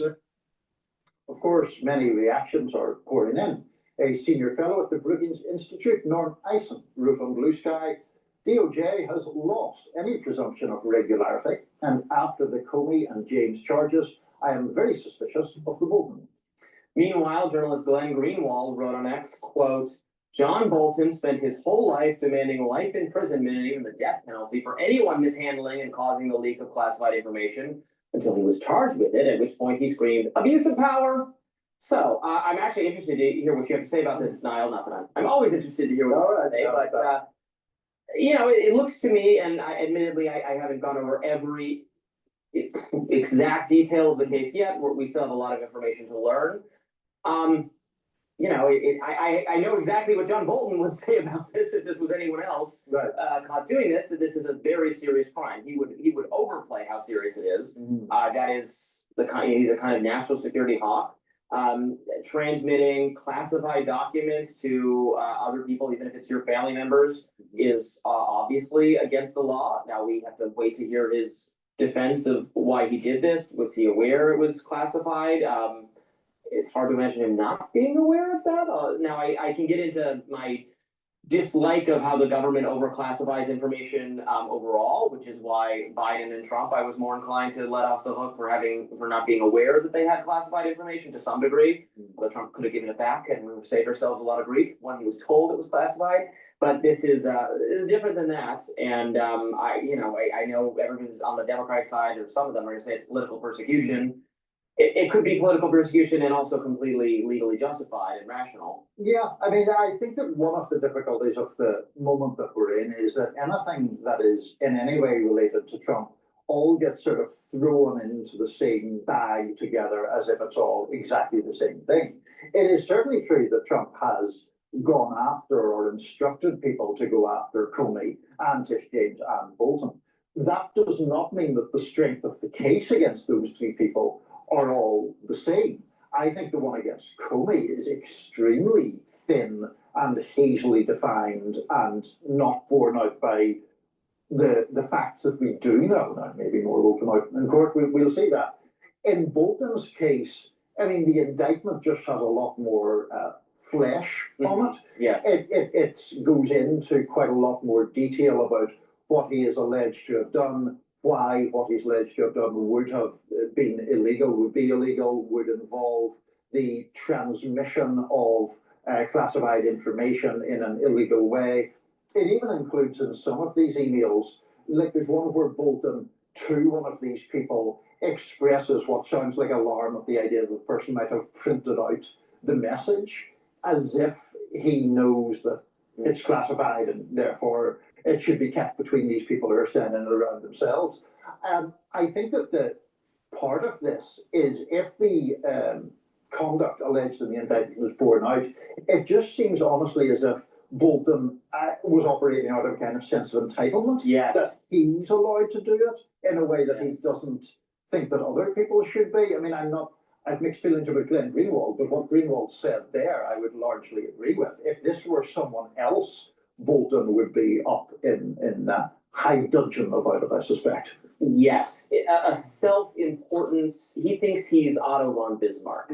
He thinks he is, you know, commanding and controlling all the world's global affairs, that he's the foremost expert on it, and that he should. We and I had talked about this, that, you know, why, although I suppose this is over a time period where he was in the administration, if I'm and following and then it's like, why do you still have access to classified documents? I mean, this just seems to pose a problem in inviting people to enter legal jeopardy if they're having, if we overclassify everything and then you have access to classified documents, but you're not in the government. What is the point of that? It seems like you're likely to entrap yourself at some level going there. Now, again, I want to know more about what exactly, to the extent they can even tell us, and they'll say it's classified, we can't tell you. And again, the government overclassifies things. Now, the fact that Iran, however, did hack him and made a threatening kind of, you know, that gets into a serious national security issue. So there's that component of it too, that maybe there was actually a breach, so to speak, not just theoretically you did something wrong, but it had no effect. Yeah. There actually was an effect. No, absolutely. And while you can make the argument about overclassification generally, I think across the board, in John Bolton's alleged case, in Trump with the Mar-a-Lago documents, in Hillary Clinton, I have never been one on the left to be like the sarcastic, there was a legitimate issue there, which I think should have been investigated. So yeah, I think these things are problematic. Fascinating. All right. Up next, President Trump is set to meet with Ukrainian President Vladimir Zelensky. Bolton should be charged, convicted, and hung from a tree in front of the White House. Why? Because he's a deep stater. And deep staters were trying to overthrow the power of the presidency of the United States. That's my take.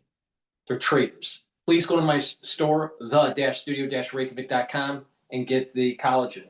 This is a dual purpose supplement. This is a month's supply. It's a powder. It's a very high quality collagen. Shown on the screen here is the typical amino acid profile for this collagen. This collagen will help with your skin, your nails, your hair, your musculature, your bone density, and your joint health. Please go to my store, take this every day, and get healthy. Slow down the aging process. And do some resistance training to build denser bone. All right, let's listen in. It looks like Bolton surrendered to the federal court. This November, New Yorkers can vote on an affordable housing fast track and other city charter reforms. Remember to flip your ballot over and vote on questions 2 through 6. Make your voice heard on the future of our city. Former Trump advisor John Bolton surrendered this morning at U.S. District Courthouse in Maryland. Bolton faces 18 federal counts in the classified documents case. David Spunt is live from Greenbelt, Maryland on this for us this morning. Hi, David. Hi, Sandra. He surrendered about 45 minutes ago. I asked him if he had any comment. He put out a lengthy one last night. We'll get to part of that in just a minute, but he said nothing as we have this video of him walking in the courthouse just shortly after his attorney, Abby Lowell. Right now he's being processed. We're told that he will make an initial appearance at some point here in the next couple of hours here in Greenbelt, Maryland. He is facing 18 counts in this indictment after a grand jury met yesterday. The charges of not only keeping top secret info, but sharing it with family members. The DOJ says he sent diary-like entries about his workdays at the White House and shared information classified to the top secret SCI level, the most sensitive, shared them on messaging apps and personal email accounts with those family members. President Trump reacted in real time from the Oval Office yesterday to the indictment. I think he's a bad guy. Yeah, he's a bad guy. It's too bad, but that's the way it goes. That's the way it goes, right? That's the way it goes. We were there as FBI agents raided both the Maryland home of Bolton and the D.C. office at the end of August. His attorney, Abby Lowell, said many of these classified documents were cleared for use while he wrote his book, Bolton noted the prior DOJ did not charge him, though Fox is told he was investigated under the Biden DOJ. And the Bolton government's said in going a to have to statement come that his back former and boss Donald show. Trump, quote, "Now I have become the latest target in weaponizing the Justice Department to charge those he deems to be his enemies with charges that were declined before or distort the facts," end quote. And here's an interesting soundbite from Bolton in 2023 responding to a question about classified documents found in the possession of both then former President Trump and then President Biden. Watch this. And it sets a bad example for the thousands of other people in the federal bureaucracy who have security clearances, because if the people at the top can be casual about it and then get away with it, that is not a good lesson to teach. And Bolton now in court surrendering and will have his initial appearance. We'll follow it. You know the problem with this morning. Bolton and Brenner and all these deep staters, they think they're above the law. They think that it's do as I say, not as I do. No. Convict the guy and hang him from a tree. Because guess what? He's a traitor. David, thank you very much. I'm Steve Ducey. I'm Ryan Tillman. And I'm Ainsley Earhart. And click here to subscribe to the Fox News YouTube. Please go to my store, the-studio-reykjavik.com, and get this heirloom barley. This heirloom barley has the micronutrients to provide you to slow down the aging process. Now, how does these micronutrients in this heirloom barley slow down that aging process? It brings down inflammation, it detoxifies your body, and it soaks up free radicals through superoxide dismutase. When you're taking this every day, it's a high density protein. It's a month supply. You take it every day with soft foods, filtered water, a smoothie, or even with milk, but take it every day. And what this will do is that by bringing down that inflammation and detoxifying your body and soaking up those free radicals, you're helping your immune system, your endocrine system, your brain function, your cardiovascular system. Take it every day. Go to my store and get the heirloom barley. Use discount 5 and you get $5 off any order. Let's go to Bloomberg. And also, what Bolton said, selective prosecution, vindictive prosecution. He's the third one. You have Comey, James Comey, the former the former FBI director. You have Letitia James, the New York Attorney General, and now you have John Bolton, who were all on Trump's perceived enemies list. And that's a hard motion to make, that you're going to try to get it dismissed because of selective prosecution. But still, if ever there was a case where selective prosecution was proven, it might be these cases. Although this case is different and it's more substantial than the Comey and James cases. I want to piggyback off of that point. One of the fig leaves that the administration is using, at least, is that some of this got started under Biden. Is that about right? Yeah, I think it started with the Trump administration, the first, with the book. But yeah, it was under Biden. It's been going on for a long, long time. So that brings up the question, so why now? Why are they bringing these charges now? And I think that feeds into the other two cases and perhaps more cases to come. And this is different because here you have career prosecutor in charge, and on the indictment you have all the names of all the career prosecutors, including career national security prosecutors who are signing off on this. Whereas with the Letitia James and James Comey indictment, it was done by an attorney who was put in there, an insurance attorney who was put in there last minute when the career prosecutor left, resigned, was fired. Depends on who you talk to, whether it's President Trump or the career prosecutor. And no career prosecutor signed on to that indictment. And she presented that to the grand jury with no experience in prosecutions by herself. So that's a real clear difference. And this is, a long indictment. It's a talking indictment as opposed to those which were kind of skimpy. So, there's so much going on here on so many different levels. And June, we talked about the drumbeat coming out of the White House here. It wasn't just President Trump. It was Peter Navarro who talked about the memoirs when he joined us 1 month ago here on Balance of Power. Let's just rewind the tape and give you a listen. That guy took by his own admission, copious notes in places like the Situation Room, in places where national intelligence secrets were being done. And then he cashed in on that with his memoirs. And he's just been out of control ever since. He's a threat to national security. The guy should be investigated. If they find he's got what we think he might have, that guy should go to a federal prison. Well, he has been investigated a lot, years and years of That's right. investigation. So, and who That was a month ago, though, and it is pretty remarkable hearing Peter Navarro, suggest that you should be in federal prison. But I guess the question in our remaining moment for you, June, you talked about the note to Pam, the similarities when it comes to Comey, James, Schiff, we'll see. But isn't this case a little bit different than the others? Yeah, it is different, and it's a lot more substantial than the others. And as I mentioned, one of the big differences is that career prosecutors were on the indictment and were, so basically that shows that there was some level of career prosecutors who are not political appointees bringing this down. But I mean, remember General Petraeus? Do you remember his book and the leak? Sure. So he got a two years suspended on probation. So, I mean, this does happen a lot. And a lot of times you have, how many times do you hear people writing books after they leave an administration?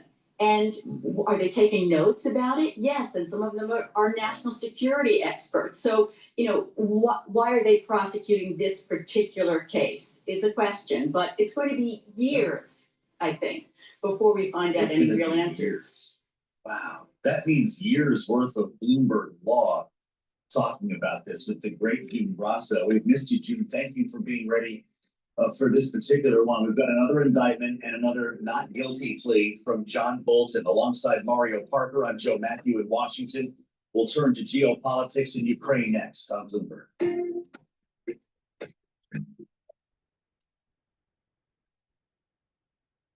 All right, let's see here. Let's take a look at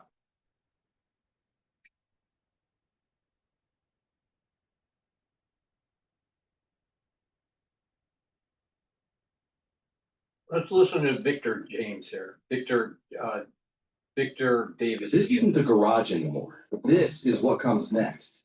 You did what most can't. Turned one idea into a brand that means business. The Attorney General of the state of New York, Letitia James, she's the chief law enforcement officer, remember, of the entire state of New York. And she's been indicted by the federal Trump DOJ. And the charges are varied. She bought a property in Maryland. And that property she declared on a federal form to obtain a mortgage and also state on taxes. She said that in one case would be her principal residence and another that it would be perhaps a second home and not rented. So what's going on? Is that when somebody does it wrong, do you forget it and just say, let's move on? Because if we don't, we'll enter a cycle of ruinous tit-for-tat lawfare. Or do you say, we're going to hold people responsible who broke the law. We're going to stop it because there will be deterrence.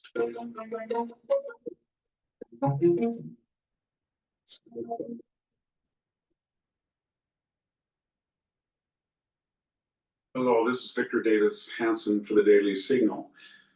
The Attorney General of the state of New York, Letitia James, has recently been indicted by a grand jury. She's the chief law enforcement officer, remember, of the entire state of New York. And the charges are varied, but they can be boiled down to she bought a property in Maryland. And that property she declared on a federal form to obtain a mortgage and various other considerations that would also state on taxes. She said that in one case would be her principal residence, and another case she said that it would be perhaps a second home and not rented.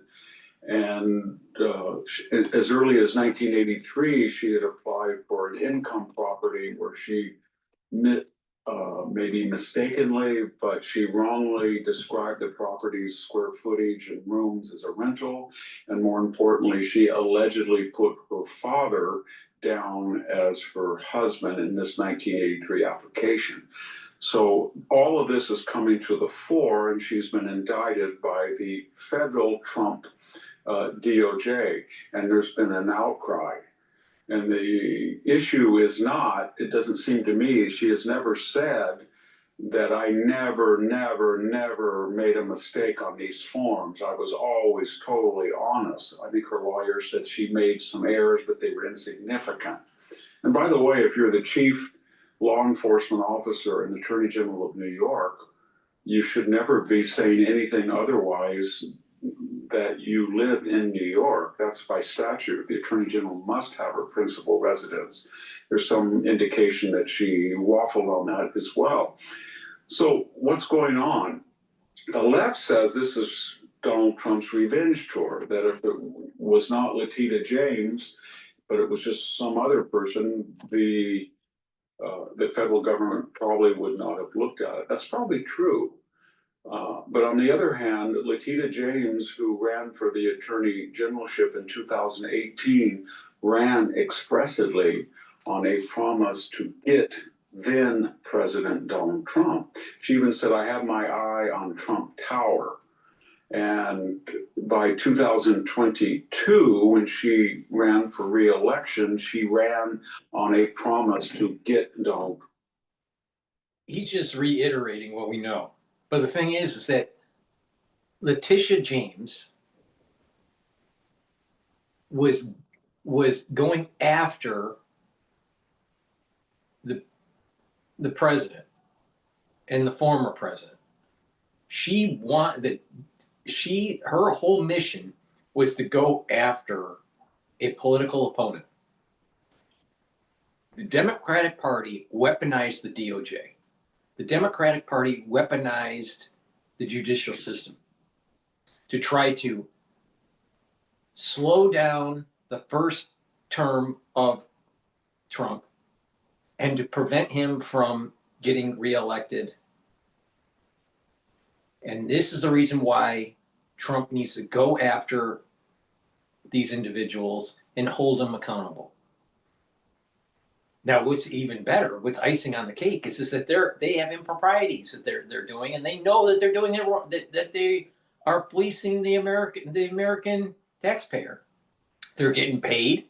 They're getting paid to do a public service, all right, and that pay is through taxpayers. And then they think that they're above the law and that they can do mortgage fraud, tax fraud, have classified documents for their book, give it to their children and their spouse on an AOL email. I mean, what the hell is he thinking? What the fuck is he thinking?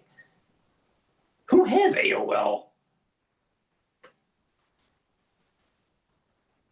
Where it is, so you have a deep state and you have a Democratic Party, and a lot of times they're aligned together, that was trying to slow walk or prevent Donald Trump's administration to be successful.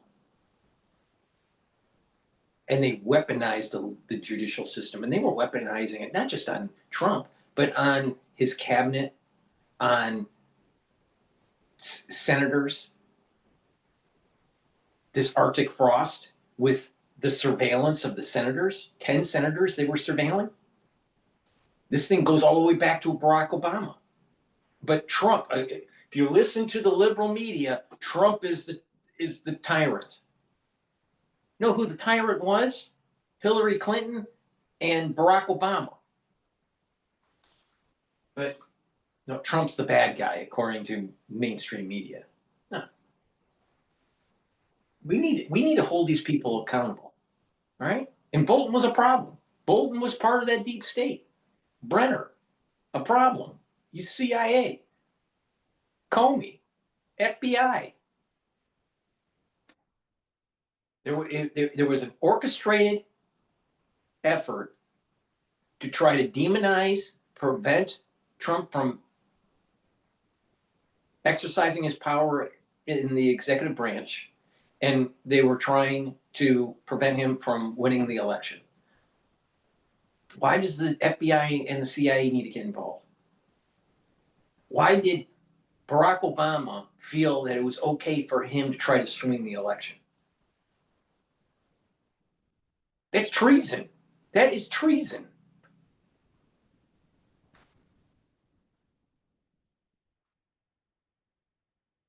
It was a racialized campaign. She mentioned his gender, the fact that he was white. She whipped up crowds, and she bragged to Al Sharpton that she was going to get Donald Trump. This was the chief law enforcement officer of New York. So when she filed suit in the courtroom of Judge Engoron, a well-known liberal justice, she got a New York jury to convict Donald Trump. And it was an outrageous settlement. And at one point, the fine was $500 million, $500 million, $500 million. That was a crippling fine that was never heard of. And remember, when she did file the suit against Donald Trump, which was eventually challenged at a higher court and all but thrown out, the gist of the case was that he had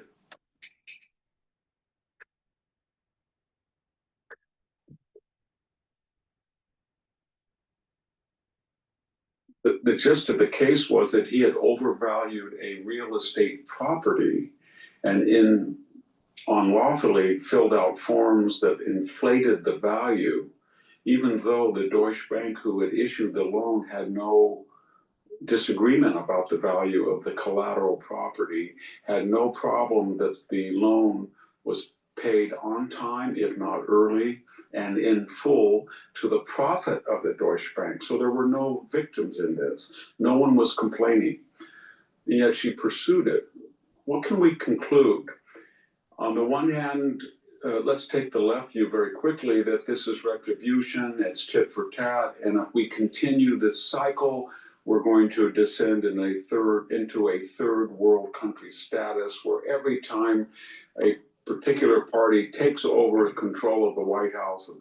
The thing is that if you let the Democratic Party get away with this, they're going to do it again. And not only did they do it to the President of the United States and to his cabinet, they did it to senators, and they did it to average citizens.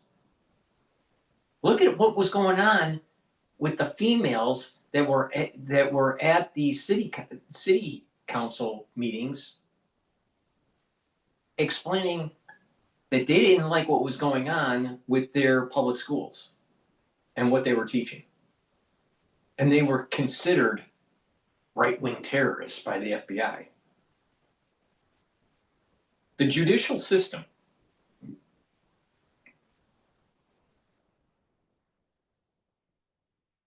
and law enforcement were weaponized against the American citizen. And this is happening under Biden or whoever was running the show.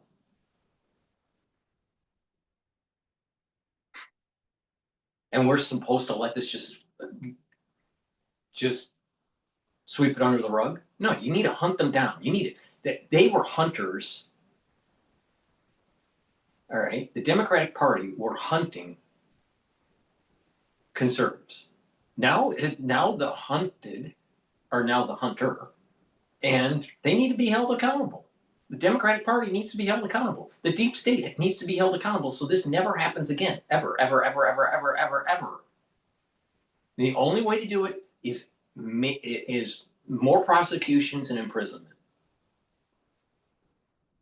The sad thing is that educated people were cheering on the weaponization of the DOJ on American citizens and on Donald Trump and on his cabinet. You had educated people cheering on Arctic frost in the surveillance of senators. This is unacceptable, totally unacceptable. It's time to hold them accountable. And if found guilty under a court of law, they need to be executed.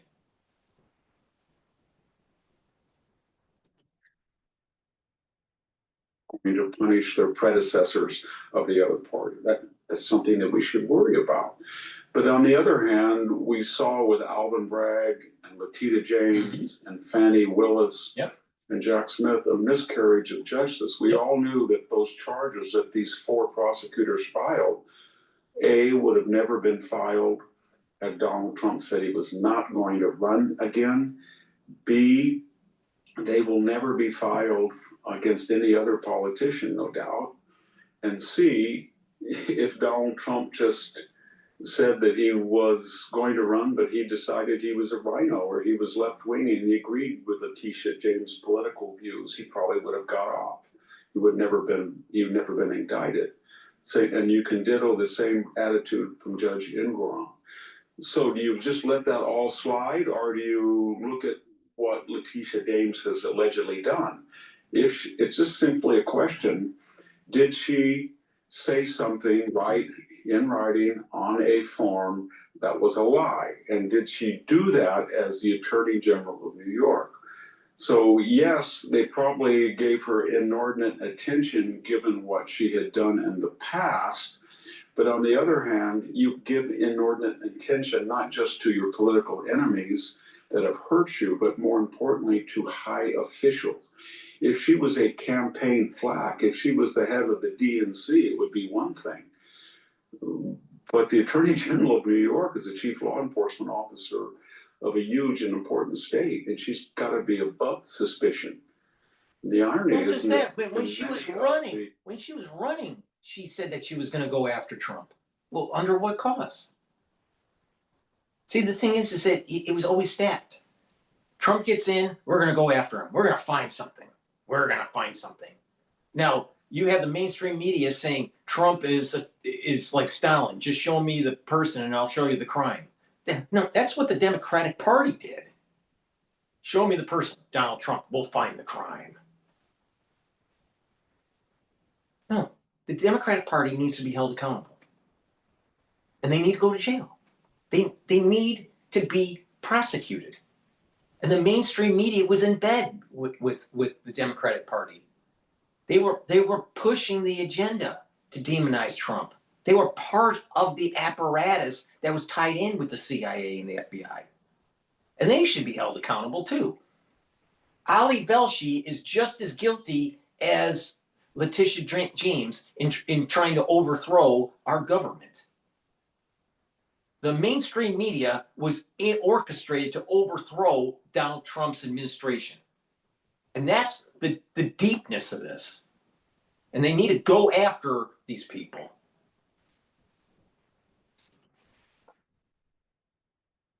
Commentaries about this indictment, people are using the very words that she used to remind people that Donald Trump should not be above the law.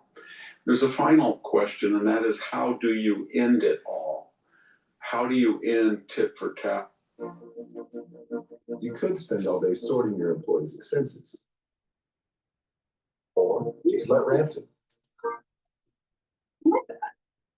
How do you end tit for tat or lawfare against Democrats or Republicans? Do you just allow all of these things that went on?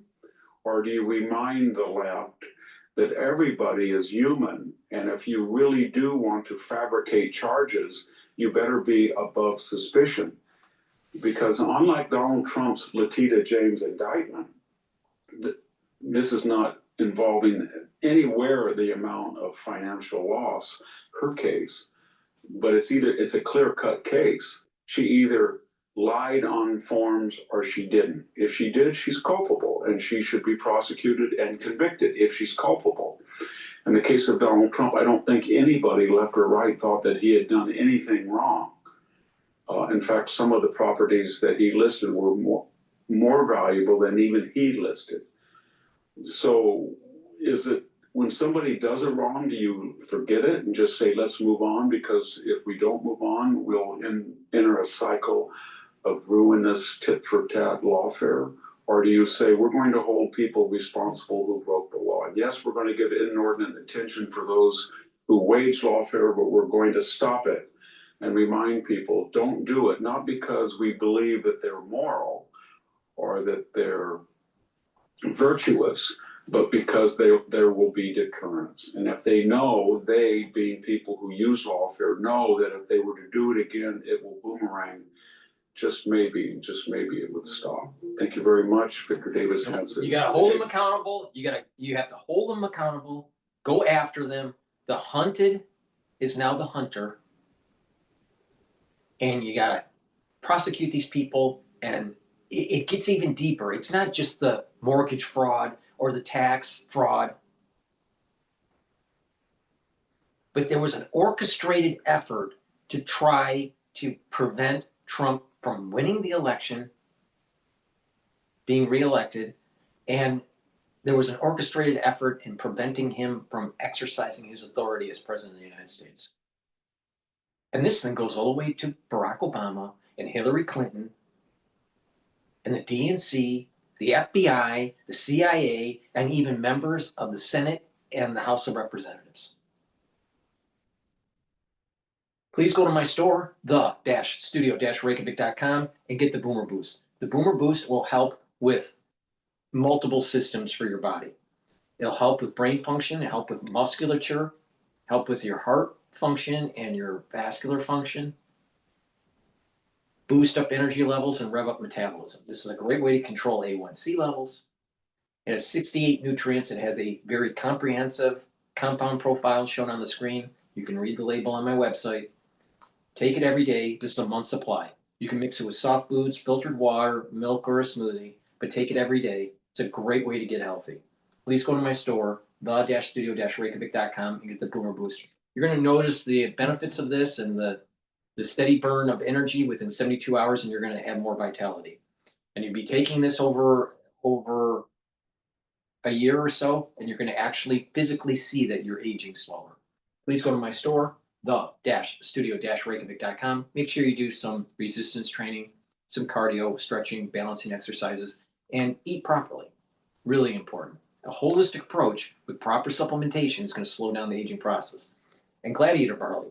This is a heirloom barley that will help to detoxify your body, bring down inflammation, soak up free radicals with superoxide dismutase, and help to build muscle.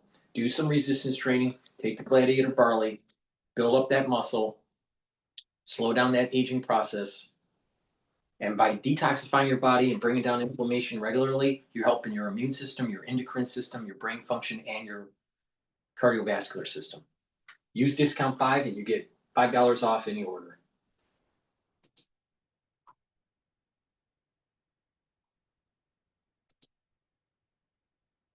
All right, let's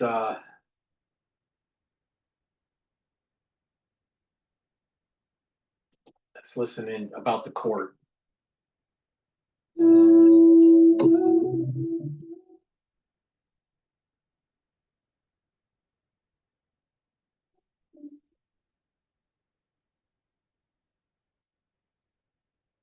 Sometimes people think compromise means squishy centrist. It doesn't. The whole idea of a democratic society is that there must be a consensus, and it's a consensus that should be based on national dialogue. We must not become a hostile, factious, divisive society. We must be a society that has a broad consensus on certain very fundamental values. This is Anthony Kennedy back in 2005. Joining us tonight is the former U.S. Supreme Court Justice Anthony Kennedy. He has written a new book titled Life, Law, and Liberty. Justice Kennedy, thank you so much for being here. I read the book. It was a great read. Congratulations. Well, it's a pleasure and honor to be here, and especially coming from you, who've written some wonderful books about our history and our great leaders, including the book about Washington. Well, thank you. What did you take away from this process, and what you wanted to explore by writing this? My beginning point was just to write down a memoir for my children and grandchildren who did not know about a small town in the 30s, 40s, 50s, 60s when I grew up. And it seemed to me as the writing progressed that it's very important in this day and age to talk about the marvelous potential of freedom of speech and to make sure that it is not undercut by a hostile, fractious discourse. Justice Kennedy, you retired from the Supreme Court in July of 2018, and obviously a lot has transpired since then. You were the last Supreme Court nominee to be confirmed unanimously, 97-0 back in 1987. I mean, that was a different time, a different era.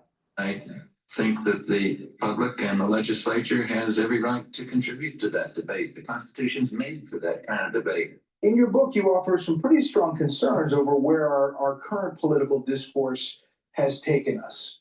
You're worried about it. My concern is that partisanship plays too much of a role in the selection and nomination process for judges. Historically, presidents have appointed members of their own party to the bench, but there should be more emphasis on the other elements of and requisites for a good judge. You've said in recent days that you think maybe the modern Supreme Court now has become too personal, too confrontational in some of the ways they've written. What do you mean by that? Well, you study the court by studying the opinions, and the opinions are a little bit more personal, a little bit more confrontational than, in my view, they ought to be. We're there to disagree. We're sworn to disagree. We love to disagree. That's what being lawyers and judges and law professors, that's what it's all about. But we have to disagree in basically a friendly way.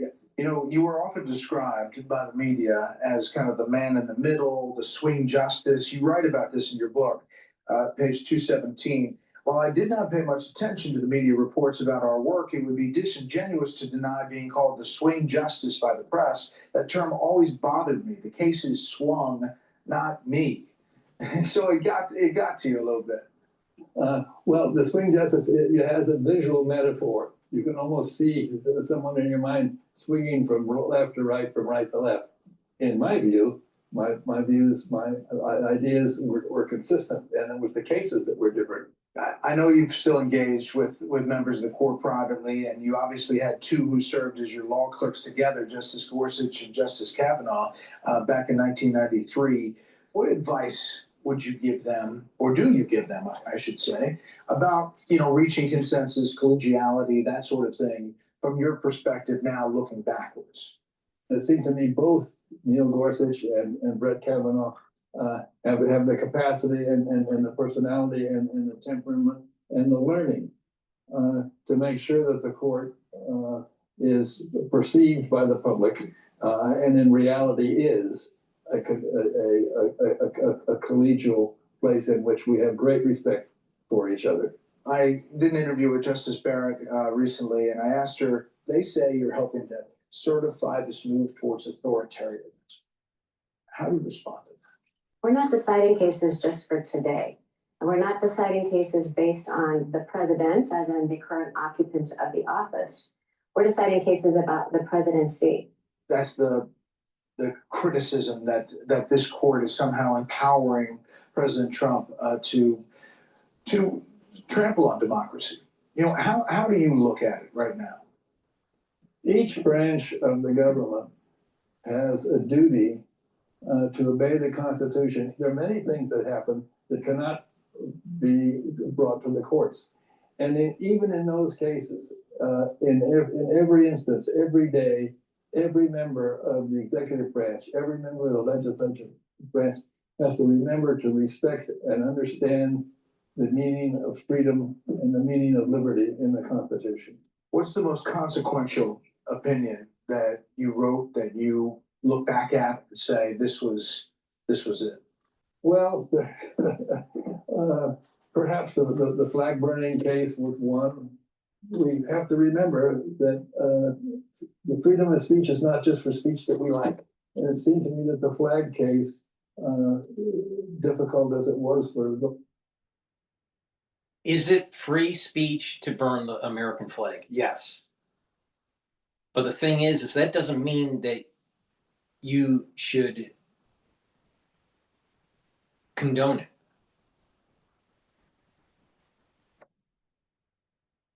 At a societal level. You can allow it to happen, right? You can allow it to happen because of freedom of speech. But in a public square, your freedom to say that is wrong, to desecrate the flag, because it's eroding society. It's about God, country, and family. And one of the pillars is country. Well, if you're burning the flag, that is eroding the pillars of society. Now, do they have the right to do it? Yes. But that doesn't mean that you should accept at a social setting this. When you see these people in public, or when you have coworkers, or even in some sort of public space, you can tell that person that you think it's wrong, that it's a desecration of the American flag and it's a desecration of the country. But it's their right to burn it. But it's your right to say you don't agree with them burning it.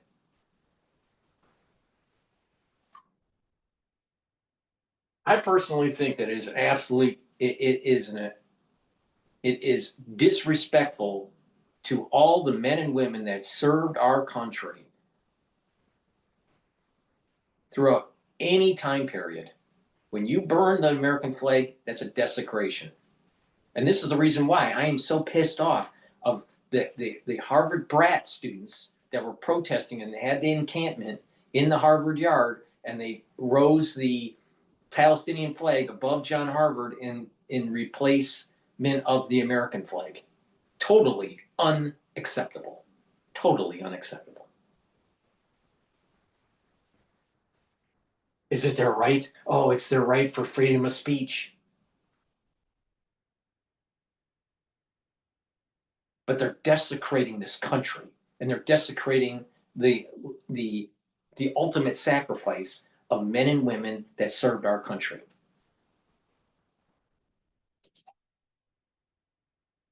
Of us who said that the burning was permissible was a great teaching lesson. And it was interesting, Brett, that, as I recall, 80 senators got to the floor of the Senate to denounce the court and denounce the opinion. And over time, that decision was accepted by more and more people. And that's part of what the court does. We give reasons, hoping that over time, we can be respected by a majority of the American people. Last thing, in this memoir, you point out that in this life and where you are now, you give some thought about your legacy. How do you want to be remembered? Because of my respect for family and my neighbors and for the American people in general, my purpose was to show that the law is something that all of us can love, because the law opens new avenues for us to see a world beyond. Justice Kennedy, thank you so much. The book again, Life, Law, and Liberty. Thank you again. Thank you so very much. It's an honor to be on your program, and congratulations on your own wonderful writings. Hey, Sean Hannity here. Hey, click here to subscribe to Fox News YouTube page and catch our hottest interviews and most compelling analysis.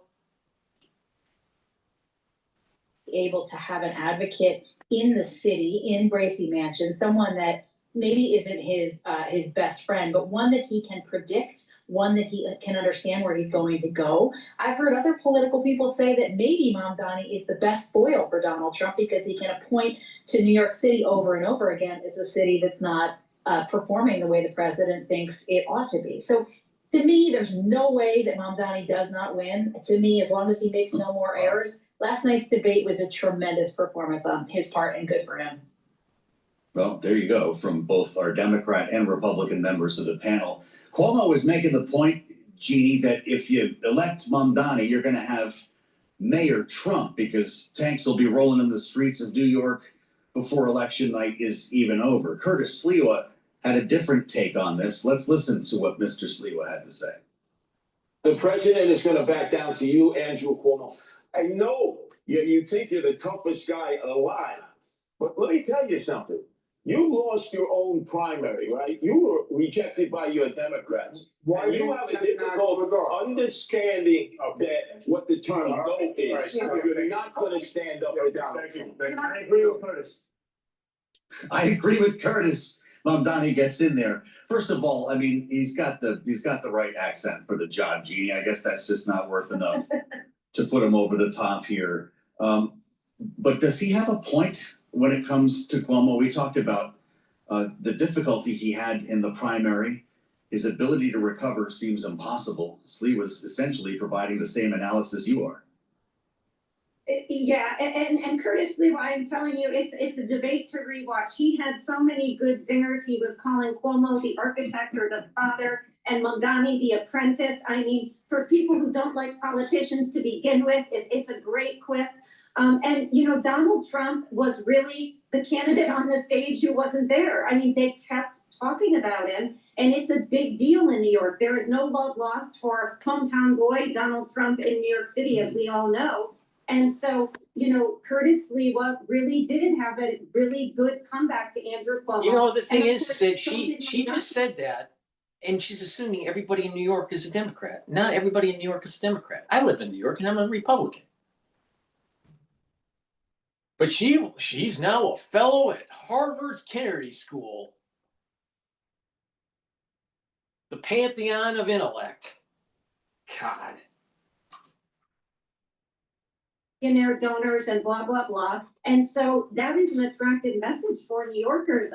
You know, for Mamdani, Trump's continued attacks are really helpful in a city that doesn't like Donald Trump that much. And one thing I would say about Sliwa, he's a different Republican because he's a leading Republican, obviously, but one that Donald Trump doesn't like either. I mean, he accused him of wanting to bring his cats into Gracie Mansion. And so, you know, for Curtis Lewa, he's walking this very tight line. He has a lot of cats for anybody who doesn't know. I love cats, so I have no problem with it. No cats on stage last evening. And, you know, if you made it through this remarkable debate, you get to the softy questions at the end. Usually they'll ask you if you could say something nice about the other opponent. Last night it was about breakfast. Okay. And if you're a New Yorker and you're asked, I'm looking at you, Lisa Camuso Miller, who called the New Jersey governor's race based on a pork roll comment from Mikey Sherrill. The food stuff's important. If you want to protect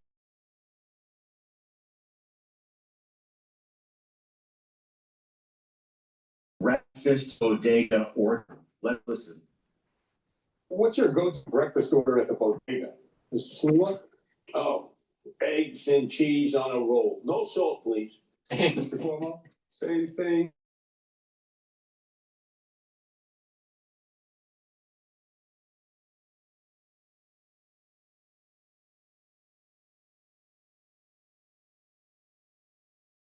Right down to the no salt. It got us talking here in the newsroom, Jeannie and Lisa, and this became a cause here for the program on Balance of Power. We thought we'd take a little It would survey. be probably a bagel with lox and cream cheese.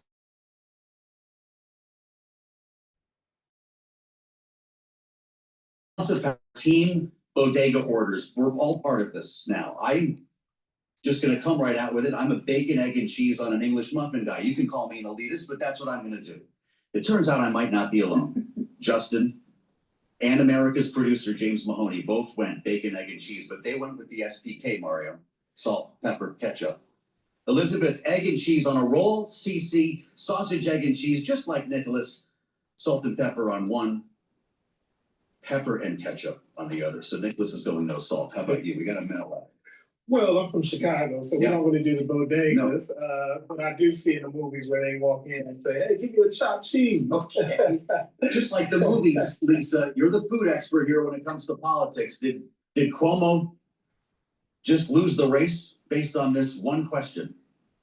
Nah, but listen, it's pork roll, egg, and cheese all the way on a hard roll. That's the way to go. And the no salt just reminds us that these guys are old. Jeannie, are you going to give me some tofu or something? What are you hitting at the bodega? Worse. Number one, I feel so much empathy for Andrew Cuomo because I would have been like, the same, I guess. I have no idea. Because I would just do coffee. I would be doing my coffee. I have nothing. I defer to Lisa. Yeah.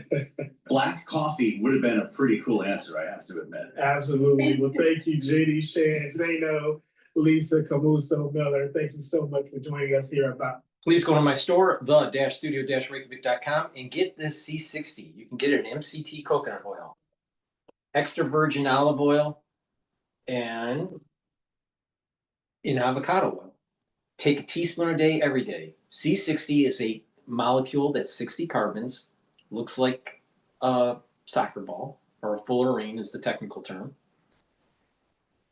Take a teaspoon a day, and what it's going to do is it's going to soak up free radicals. And by soaking up free radicals at the cellular level, your cell will be less stressed and its processes will be better. It's going to soak up those free radicals and help with the health of the mitochondria. Your energy levels will go up. You'll have more ATP. The cells and the tissues will perform better. By soaking up free radicals, even at the vascular level, you're reducing plaque formation. By soaking up free radicals at the cerebral level, you're improving neural health. You're reducing the stress of the neuron. You're improving the mitochondrial health in the neuron, producing more ATP in the neuron, more neurotransmitters, and over time, your neuroplasticity will improve. That means you're going to be thinking faster and you'll have better memory. In addition, by soaking up free radicals and bringing down stress levels and inflammation, you're going to improve your immune system and your endocrine system. So please go to my store and get the C60. You can get it in a 2 ounce, a 4 ounce, or an 8 ounce configuration. It is cheaper per ounce to get the higher ounce configuration. Use discount 5, you get $5 off. Take a teaspoon a day every day. I've been doing this since 2016. It slows down the aging process. It also improves the basal layer of your skin so you look younger over time. You will feel the effects of C60 within 2 months, but you need to take it every day. Take a teaspoon a day. If you're not feeling well, it's the fall or the winter season, it's really important to soak up those free radicals. So please go to my store, the-studio-reykjavik.com, and get the C60.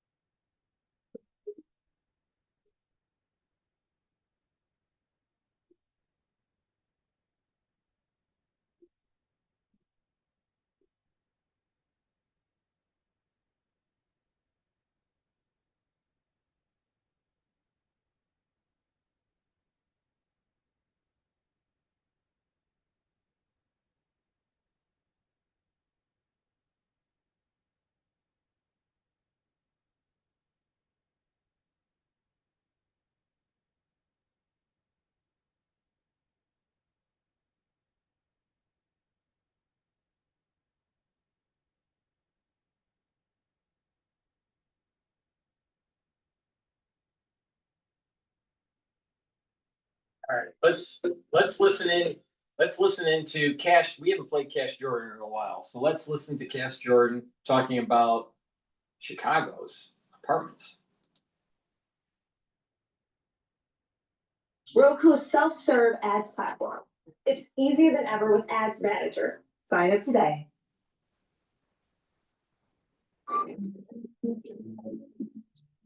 Penny for your thoughts.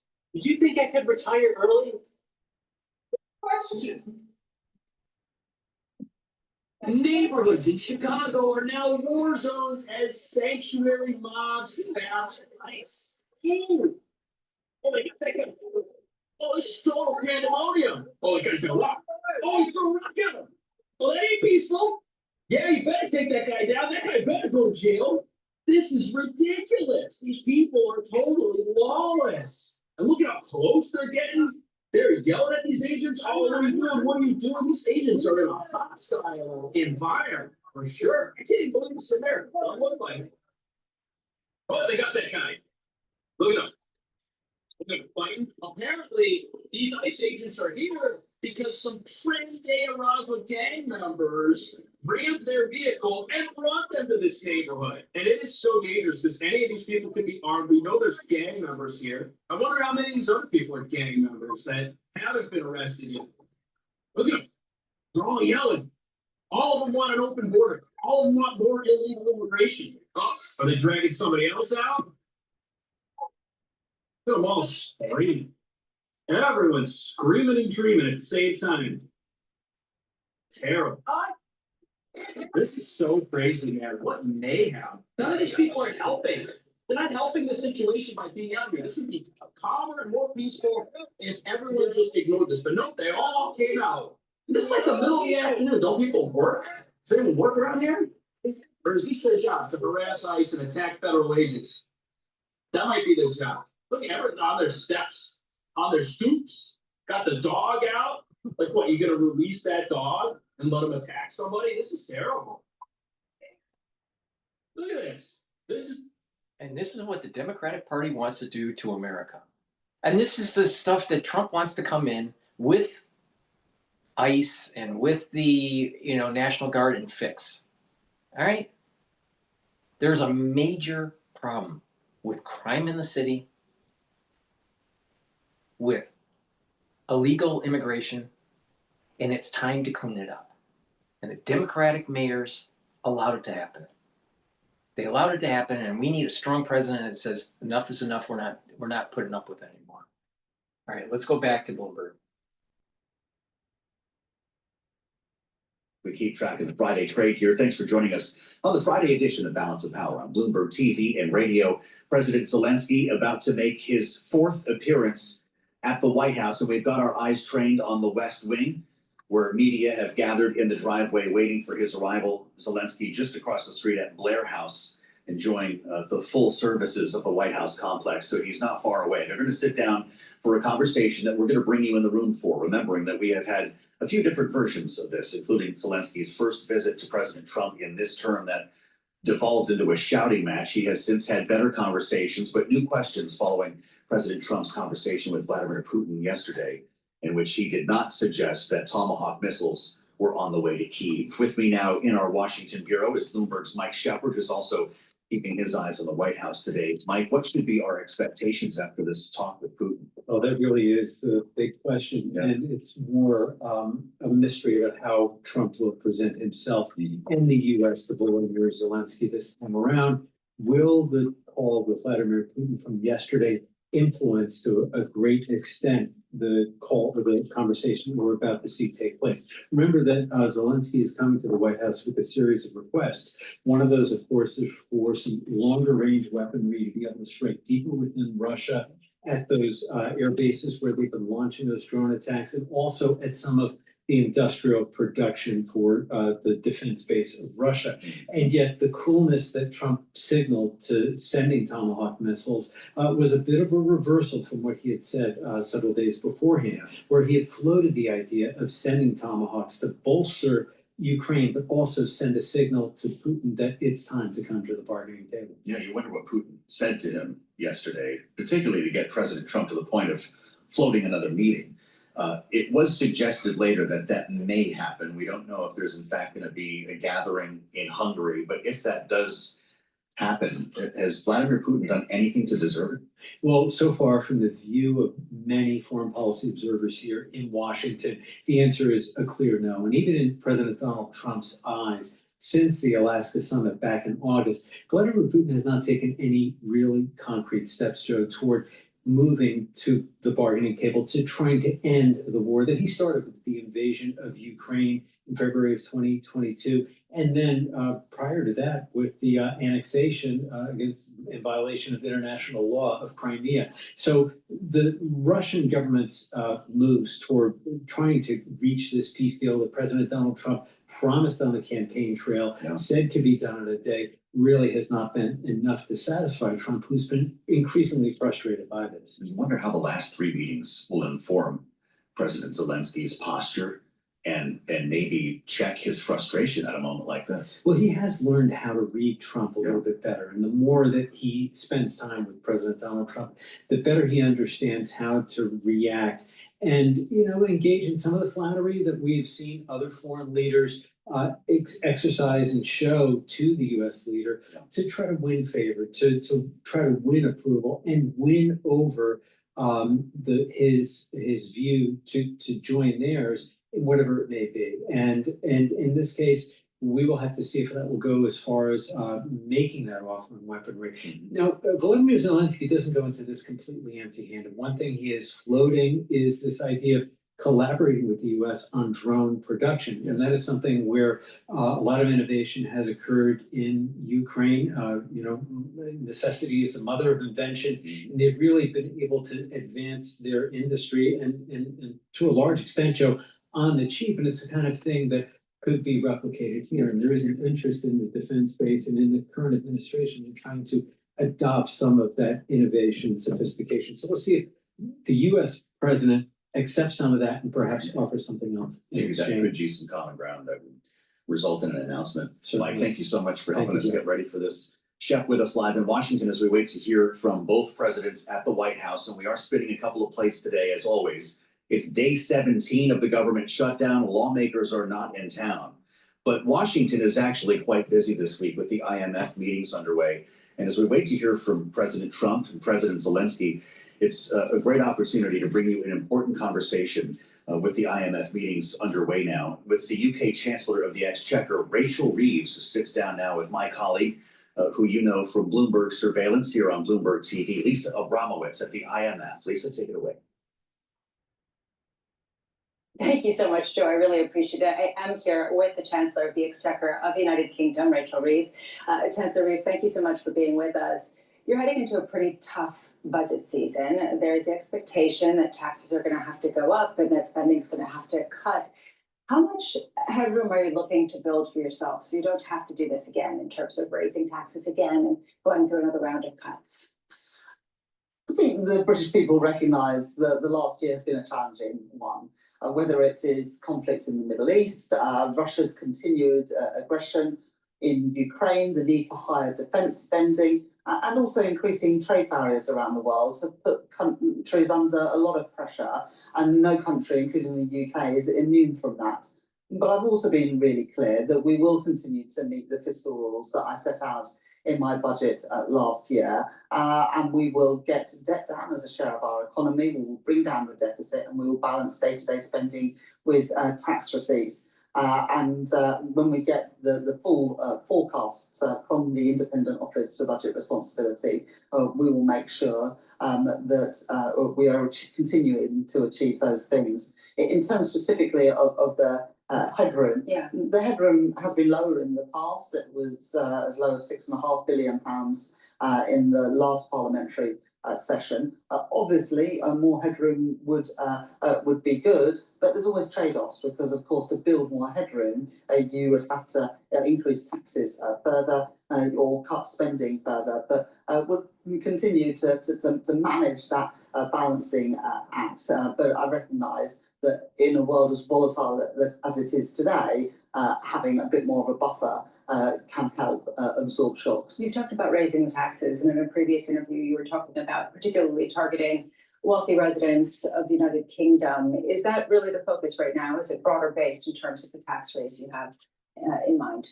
In the budget last year, I did increase taxes on some of the wealthiest, and we also increased taxes on business. I'm very mindful, again, to get the balance right. We want to attract talent to the UK and keep talent in the UK. I also want to make it easier for businesses to grow and stay in Britain. So I'll set out the individual taxes on November the 26th, but I want this to be a pro-growth budget that maintains Britain as a great place to start and grow a business and to bring in investment. And obviously, over the last few months, we've secured huge amounts of foreign direct investment, including from the United States with those big technology companies investing in Britain. There's been a concern that if taxes go up too much on businesses, people will start to leave and individuals will leave. And there's been some anecdotal evidence of that, just personally, when I meet people from London and New York. I'm just wondering, have you kind of been aware of that and tried to reduce how much you lean on that lever?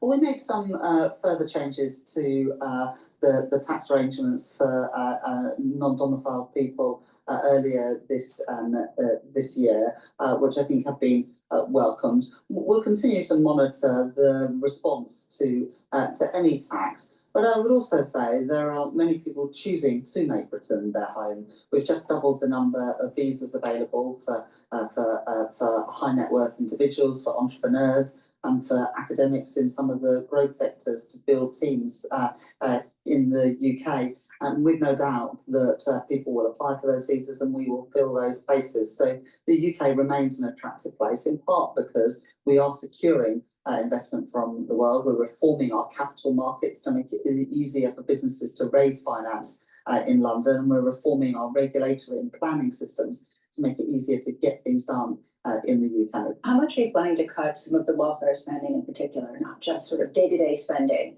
of the government?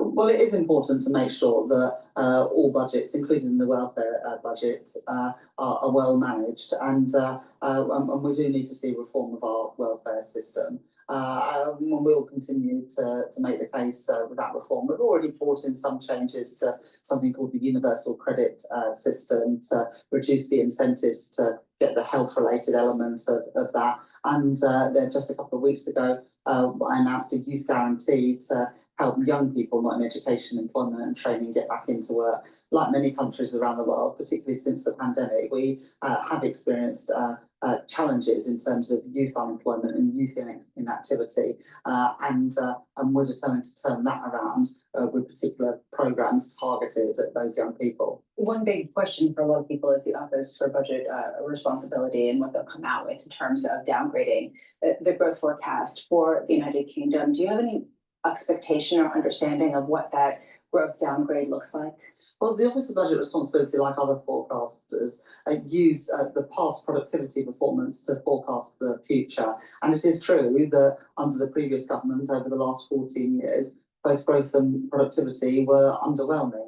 And the Office of Budget Responsibility will update their predictions for the future based on the past. And it's my job as Chancellor to try and beat those expectations. And that's why we're pursuing policies on trade, investment, on planning, on permitting, on regulation and capital market reform, as well as through the trade deals that we're securing to make sure that our economy is well suited to benefit from global investment, from business and wealth creation. That's what we'll continue to do. Chancellor Reeves, thank you so much for taking the time. Thank you. That is Rachel Reeves, the Chancellor of the Exchequer in the United Kingdom. Joe, I'll send it back to you.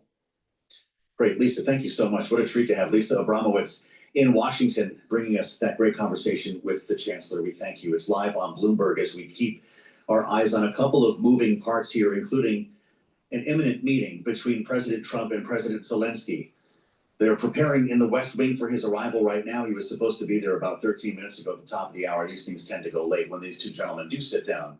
We're going to bring you in the room so you can hear everything that the reporters hear live and unfiltered, knowing that these have taken on a couple of different shapes in what is now the fourth visit by Zelensky to the White House. He spent the evening at Blair House across the street, and he is, by the way, expected to hold his own press conference with reporters afterward. Now, we did hear from President Trump about this meeting yesterday because he spoke on the phone for some time. It was a 2-hour call, we understand, with Vladimir Putin, remembering that Zelensky wanted Tomahawk missiles, cruise missiles that could reach Moscow to help turn the tide in this war. President Trump suggested that he was considering that request. But then we heard from him yesterday following his call from Putin, and it's unclear where we stand. Here's the president. We talked about it a little bit, didn't say much, but I do say to you, you know, we need Tomahawks for the United States of America too. We have a lot of them, but we need them. I mean, we can't deplete for our country. So, you know, they're very vital, they're very powerful, they're very accurate, they're very good, but we need them too. So I don't know what we can do about that. Okay, so how many do we have? How many could we afford to give? And what difference would it actually make in the war? We thought we would talk to an expert, a voice you've heard before on this program and seen before on Balance of Power. Ben Jensen is back with us. He's director of the Futures Lab and senior fellow for the Defense and Security Department at the Center for Strategic and International Studies, CSIS. Ben, welcome back. It's great to have you on Bloomberg. Some basic questions to start with here. In terms of the efficacy of a Tomahawk missile, if you put this in the hands of the Ukrainians, could it in fact reach Moscow? What type of damage would it do, and what would be the impact on the war? Sure, yeah. Great to be back again, and because you have empirical viewers, let's start with just the facts. Super. The Tomahawk, the way it works is it does have the range characteristics where fired from either in the air, can go further, or from the ground, not as far. but either firing trajectory would mean that it could reach strategically important targets in and around Moscow and other centers. This is why Putin really needs to try to declare a new red line, whether we have to like his 20th red line, who knows? But that's the real efficacy of it, its range. The other key factor isn't just that it can go far with a big boom, it's how it actually flies. The Tomahawk is amazing because this is actually old 80s technology. It actually flies based upon digital maps it creates the terrain beneath it. So this means it actually is less susceptible to GPS jamming because it's following its own almost version of terrain recognition. That also means it can fly lower than some radars can pick it up. So a Tomahawk is designed to fly long distances, to stay low to the ground, and then to pop up and hit the target so the defender has less time to react. That's why it's such a disturbing weapon for the Russians and so effective for the Ukrainians. Would we have to also provide a delivery system, or could this be delivered by boat, by ground, by aircraft that Ukraine already has? You know, Ukraine is second only to MacGyver in its ability to make battlefield improvisation. So I have no doubt the Ukrainians would find a way to fire it, even if we somehow forgot to deliver it, which our military is good, we wouldn't. The bigger question is how much intelligence would you pass with it? Are you helping train the flight profiles and routes? This has been an issue with Scout missiles in the past. So Tomahawk is a cruise missile. European countries have given other cruise missiles to the Ukrainians in the past. So you're right, it does come with a support package. It's not just you buy it off the shelf, you take it home and use it. You have to think about that intelligence package and then also how are you firing it. Okay, let's talk inventories. President Trump, who was open to this idea a couple of days ago, says, hey, we need them too, and we cannot deplete.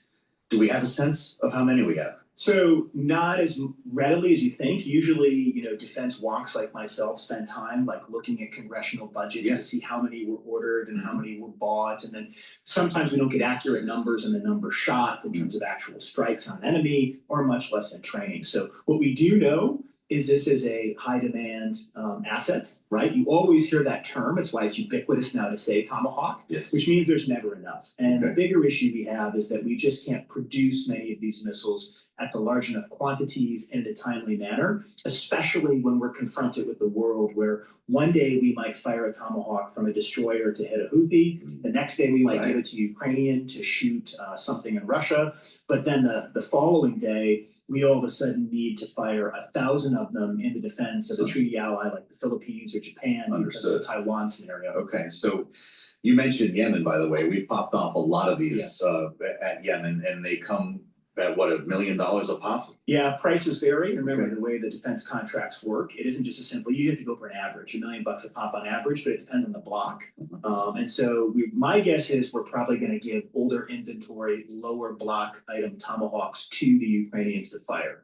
Ones that we would be kind of like we did with some of the ATACMs that were nearing the end of their service life.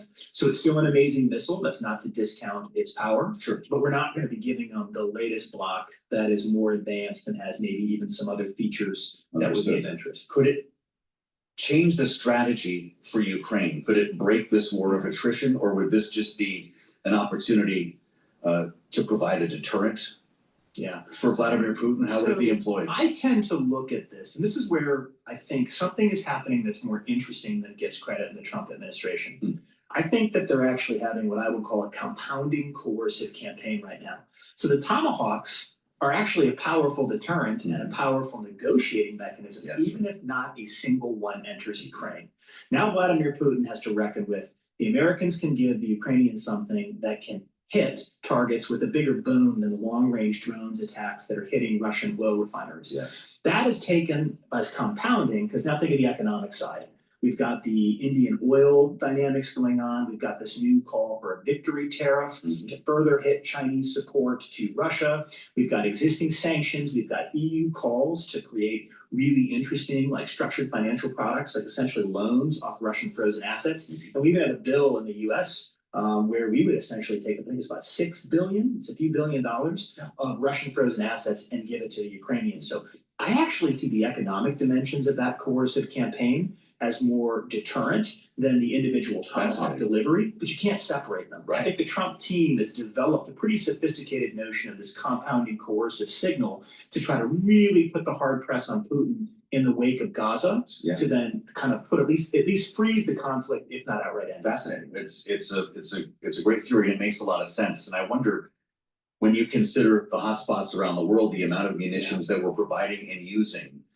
There was fascinating analysis from Colonel Sanders at Bloomberg Intelligence, who sits right in the newsroom with us and was out with a client note talking about a potential re-rating of the major defense contractors based on the massive orders for missiles specifically that are going to be coming. Tomahawk is a Lockheed product. Who makes it? Well, remember, the weirdest part about most of these is because after that famous thing you call the Last Supper in defense, where you went from a lot of firms to a few firms, it's never as simple as everyone makes everything. Like it takes every company to make something. Yes. And never think about a missile as just a missile. A missile is a series of component parts, from a rocket engine to a guidance system to a warhead to avionics to a command and control suite. So usually the really interesting way to look at these weapon systems, and especially for Bloomberg watchers, as you're thinking about this, from how do you make bets upon the possibility of protracted conflict or the recapitalization of the American industrial base, you really have to look at it at that angle. Then you start making very different bets, because it turns out probably in a couple of years, we're probably going to have more rocket motors than we need, but we might not have as many drones as we need. And so you have to start to look carefully at what companies, who are their contracts, who are their suppliers. You then got to throw in weird curveballs like this whole critical mineral thing and the magnets. So it's never just as simple as Boeing or a Lockheed or a Northrop. All of them make phenomenal weapons. It's what part of the end item do they make? And then where do we understand those supply chains? And because of that complexity, that's why it's so hard to recapitalize the defense industrial base. What a great answer. So it sounds like for the investor, you might be looking at a basket. You're buying the industry, maybe more than individual names. But where do the Andurils come into play here, and some of the other smaller, more nimble, more innovative defense contractors they're being profiled on 60 Minutes as the next big thing? Will that in fact change procurement at the Pentagon? Unmanned drone, whether it's air or water? Who knows? I mean, in some sense, you don't seem impressed at all. So I'm impressed with some of their stuff, but I'll be more impressed when they have multiple factories that are mass producing. Understood. It's about scale for you. Yeah, it's about scale. And I also think a lot of the defense primes, despite the inefficiencies of federal procurement processes, a lot of our actually large primes are actually some of the most innovative companies you can find. It's American firms with DARPA that invent this thing called stealth. It's American firms actually working with DARPA researchers that invent the internet. So I have yet to see any small, amazing, disruptive company that has something as disruptive as stealth aircraft or the internet. Really interesting. What I do see, though, is that their willingness to create a more competitive, kind of Schumpeterian creative destruction landscape. So if nothing else, even if a lot of these new defense companies end up failing and failing tragically, they've at least forced interesting debates and energy, which is exactly what we want in capitalism. So I think they're serving a really important function. I think some of them will do amazing work, but don't discount some of the amazing stuff that these larger defense firms make. How much did we just learn in the last 10 minutes from Ben Jensen? Come on every day. That was truly helpful, and I think we got a lot out of it, Ben. Thank you so much. Always love CSIS, which is just an incredible stable of talent and insight here on the program. Ben, thank you so much for being with us here. Keep this in mind when you hear President Trump and President Zelensky talking about Tomahawks, and when reporters ask about that. That could kick off at any moment. We're going to bring it to the White House when President Zelensky arrives. And of course, we're always keeping tabs on Wall Street. We've been talking stocks a little bit here with regard to defense, but let's get the big picture right now. Alexis Christophorus has Wall Street for us covered at World Headquarters in New York. Alexis? Another roller coaster ride on Wall Street today, Joe. An earlier rally starting to lose a little steam here. Investors still trying to shake off those bank credit concerns at a couple of regional banks, which we know sparked yesterday's big sell-off. So right now, the Dow off its best levels, but up 117. The S&P 500 now in the green by about 8. The NASDAQ composite adding about 12 points, we'll call it. And precious metals pulling back from their record run. We've got gold down nearly 3% and spot silver off nearly 6%. Biggest drop there in 6 months. Now, stocks that led yesterday's sell-off are rallying back today. We've got Zions Bancorp up about 4%. Also, Western Alliance up now 2%, as a lot of investors believe problems at those banks are specific to those banks and don't represent a wider issue in the banking industry. Also, investment bank Jefferies up by more than 4%. It was caught in the storm for its exposure to bankrupt auto parts retailer First Brands. Well, Jefferies was upgraded today at Oppenheimer. And shares of American Express up 6.5%. Earnings there topping estimates as demand for its revamped Platinum card surged last quarter. For on-demand news 24 hours a day, subscribe to Bloomberg News Now wherever you get your podcasts. I'm Alexis Christophorous. That's your Bloomberg Business Flash. Back over to Joe Matthew in Balance of Power. Do appreciate it, Alexis. Thanks. We'll have more on the markets with Alexis. Please go to my store, the-studio-reykjavik.com, and get the ashwagandha root. Ashwagandha root will help you to control your cortisol levels and your blood glucose levels, help to bring down inflammation, boost up your immune system, and help with your cardiovascular system. Please go to my store and get the ashwagandha root. Use discount 5 and you get $5 off any order. Oh, defensive weaponry to close the skies, as Zelensky likes to say. There's a live view if you're with us on Bloomberg TV or on YouTube of the West Wing entrance. When Zelensky arrives, President Trump will step out and welcome him inside, and then we'll be off and running with a bilateral meeting that will involve reporters, and we'll hear that and see it live and unfiltered here on Bloomberg. As we assemble our political panel with their take, and to the big questions, which Trump do we get? Which Zelensky do we get today? We've seen 4 different versions of this, or we will have by the end of the day. The first 3 were different in very significant ways. And we're joined now by Bloomberg Politics contributor, Democratic analyst Jeannie Sheehan Zaino, democracy visiting fellow at Harvard Kennedy School's Ash Center, alongside Republican strategist Lisa Camuso-Miller, the former RNC communications director and host of the great Friday Reporter podcast. Lisa, which Zelensky shows up today and which Trump will greet him? Oh boy, I mean, Joe, it's hard to tell. I think that both sides probably are feeling very optimistic. There's been a lot of good news as it relates to what's happening overseas in terms of negotiation conversations, open conversations. I think a lot of it will be tempered by how the call went yesterday with Putin. And that's, to me, also, there's so many variables that could take place here. I'm optimistic. I'm hopeful that it's a productive conversation because it's one that needs to be had. And it's one that needs to keep the momentum going. I have to admit, I'd be on time for this, Jeannie, if it were me. He's a half an hour late. Maybe that was in coordination with the White House. That we don't know. He's staying literally across the street at Blair House. Be curious to see if he walks or drives over.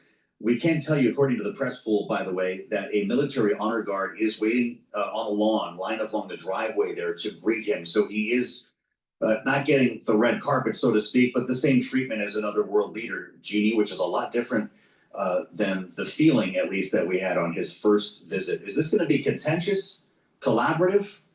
What's the vibe today? Yeah, and I'm so glad you mentioned the Blair House, because my understanding is this is the first time in one of these visits he has been able to stay at the Blair House, which several people are suggesting is a sign of respect. In the past, I think he's had to get one of those hotels in DC that we've all stayed at. So that It's a great point that you make, Jeannie. He was staying at the Four Seasons the night that the meeting went south, and forgive me for interrupting, but he has just arrived. There you see the two standing side by side at the West Wing portico. The president has got his arm around him, pat on the back. It looks, based on my view here, it's a little bit difficult to tell in the shadows that he's wearing the same black suit that he had on last evening, and they've just resolved inside the West Wing. So we'll be hearing from them a bit from now as the photographers follow them inside. Jeannie, it's an upgrade to get Blair House when you're used to staying in a hotel, even if it is the Four Seasons. That's right. And listen, I love myself some Four Seasons, Joe, so I would stay there in a heartbeat, but the Blair House is an upgrade. So that people are saying is one sign that he may be looking forward to a meeting with more respect, but we never know. I mean, you and I were sitting here at the first meeting and, you know, we probably thought it was going to be a regular meeting, and it turned into something other than any of us had ever seen. And of course, a big question is J.D. Vance, is the vice president there? It's hard to know. But, you know, I do think on this Tomahawk issue, one thing, and I thought Ben's point was so well taken, the politics of this, I think, are even more critical than the strategy from a military perspective. Because, of course, they already have the flamingos. They already have the ability to go into Russia and with a precision missile. And that hasn't changed the trajectory of the war. And most experts say that even if they got a limited number of Tomahawks, it wouldn't change the trajectory of the war. But it was enough to get Vladimir Putin on that phone call yesterday, which, to Lisa's point, is really critical here. And Donald Trump seems to have altered his thinking, maybe, in terms of both the Tomahawks and sanctions, with that bipartisan bill still hovering over. So Vladimir Putin and congratulating Donald Trump. They all know how to play him now. Zelensky in his suit today seems to have been able to speak his language on the sanctions and the tomahawks to a certain extent so far. Press pool is gathering right now, so we could be hearing and seeing them shortly with more color from the pool. If you put yourself out there in the driveway, having just seen these two at the door together, the faint sound of music is emanating from the Rose Garden, what the president calls the Rose Garden Club. The soundtrack for this arrival, Chiquita by ABBA and Maria from West Side Story. Lisa, what will be the mood music for the meeting? I don't know, Joe. Did you just hand me the auxiliary connection? I don't know, Joe. I mean, the whole thing to me is just bananas. This whole, don't even get me started on the Rose Garden conversation. I think more than anything, though, it's a great sign. Jeannie makes an awesome point about the fact that he's at Blair House. Great conversation, great starting point that the two of them meet one another. They meet at the same point of view. They're dressed similarly. I mean, all of these sort of small moments that we're looking for some indication about how the conversation goes to show that there has been a tremendous evolution in this relationship. And that, to me, I think is encouraging. I'm encouraged by that alone. And so I'll be curious to see how this conversation goes. But this relationship is one that has been fraught with ups and downs. The other point Jeannie makes is very good. Who knows who's in the room? Is it the vice president? Is it someone else? Is it Pete Hegseth, right? So all of these pieces are really set to be played out today. We'll wait and see. Or maybe Andrea Bocelli, who was in the Oval Office a short time ago, Jeannie. That Oval Office, as the president likes to call it, the greatest show on earth, is quite the staging area. And so this is going to play locally for President Zelensky as well. I mentioned he's going to hold a news conference, maybe an impromptu news conference out there in outside, presumably, the White House gates. He said he would do it in front of Blair House later on today. What's going to happen here following the meeting when both sides try to frame this to their own benefit? And how will it play locally for President Zelensky? Yeah, and Joe, I'm glad you said they played Maria from West Side Story and not like I Feel Pretty or one of those. So I think Donald Trump. I can't say they did, but yeah. Yeah, let's hope not. And I love West Side Story. But, I'm glad you raised the domestic issue because that is critical. And it's on both sides, of course, for Zelensky, who is facing his own real challenges at home. And also for Donald Trump. I mean, we had Marjorie Taylor Greene out in the last few hours talking about the fact that Donald Trump has taken his eye off the America First agenda with what she calls a revolving door of foreign policy leaders and less focus on things like you just had Lisa Abramowitz on talking about the economy, affordability, housing. And so these, the domestic issues are critical. And I'm going to be very curious to see if both Zelensky and Donald Trump can do anything to improve their standing domestically. Because, of course, when you see the MAGA folks starting to cry foul when Donald Trump is focusing too much on foreign policy, that is a sign that he needs to get back to the business of the government, which is in its, 14th, 15th day of a shutdown. And of course, again, Zelensky has his own challenges at home. Day 17, Jeannie, and nobody's talking about it. You're the first person I think maybe I said something at this hour. It is interesting how we go from one to the next, but that's what Flooding the Zone is all about.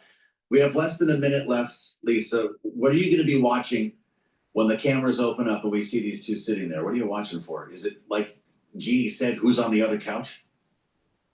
Yeah, I mean, no doubt about it. I'm looking for who's on the other couch and I'm looking for body language. Look, I'm a communications person by trade, Joe, so I'm always looking for those nonverbal cues. How did it go? How did this early conversation when they walked in the door? What did the president talk about? How did it go? Who greeted him? There's so many. I mean, that's why we're here on the political panel because we love to do all these little ins and outs and stuff. For me, I'm really looking for body language in the room. Yeah. Excellent. It's going to be the cabinet room, by the way, and we're going into overtime here because we're just now watching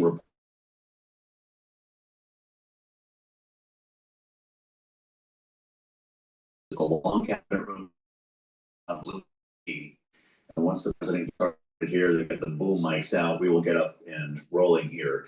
Jeannie was asking the question, of course, who is in the room, and we're getting a sense of that now. JD Vance is sitting right next to the president at his right, and Marco Rubio at his immediate left, with the Secretary of Defense, Pete Hegseth, and the Treasury Secretary, the next seat over. These are typically the sort of assigned seats that we see at meetings like these. President Zelensky in the White House. If you're joining us right now on Bloomberg TV, these are live pictures as we wait for this conversation to begin. There's no telling how long it will go or what questions will be asked, but we do have the press pool in the room, and we start now with live coverage here on Bloomberg TV and radio. Here's President Trump. Has endured a lot. I mean, he really has. He's endured a lot, and we've endured it with him. To be honest, it's been a long time, and I think we're making great progress. So we're going to be talking about that today. We'll be talking about what took place yesterday with my phone call with President Putin, and I think that things are coming along pretty well. It began with Alaska, where I think certain guidelines were discussed, and we want to see if we can get this done. This was long ago into the Biden administration. I came here and we inherited this, and we'd like to see if we could finish it, end it. We want it ended. So many people have died in this war, and we're gonna get it ended. So I just want to thank you all very much. If you have a couple of questions, go ahead, please. In fact, before I do that, let me just ask the president to say a few words. Thank you, President. Sure. Glad to meet you again, Mr. President. Thank you very much for the invitation. Again, my congratulations with your successful ceasefire in the Middle East. Thank you. Yeah, and you did it. And I think it's a momentum to finish Russia's war against Ukraine. I think that, yes, we understand that Putin is not ready. I think not ready, but I think that I'm confident that with your help, we can stop this war. And we really need it. We see that they don't have successful steps on the battlefield, and it's good. I think that their army is weak now, but a lot of losses. They have a lot of losses, and the economy and people. And I think this is a very important moment. And I wanted to thank you, Mr. President, after our phone calls. Yesterday, I had a good opportunity to meet with the big American energy companies. They're ready to help us.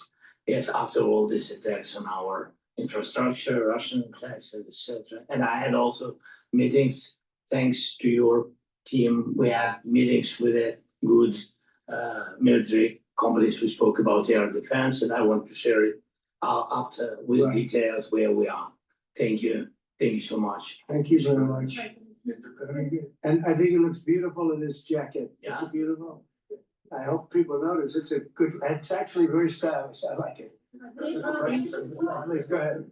The Department of State and was hearing all the possible escalation, they were not allowing the Ukrainians to strike into Russia, hearing of this escalation. Yeah.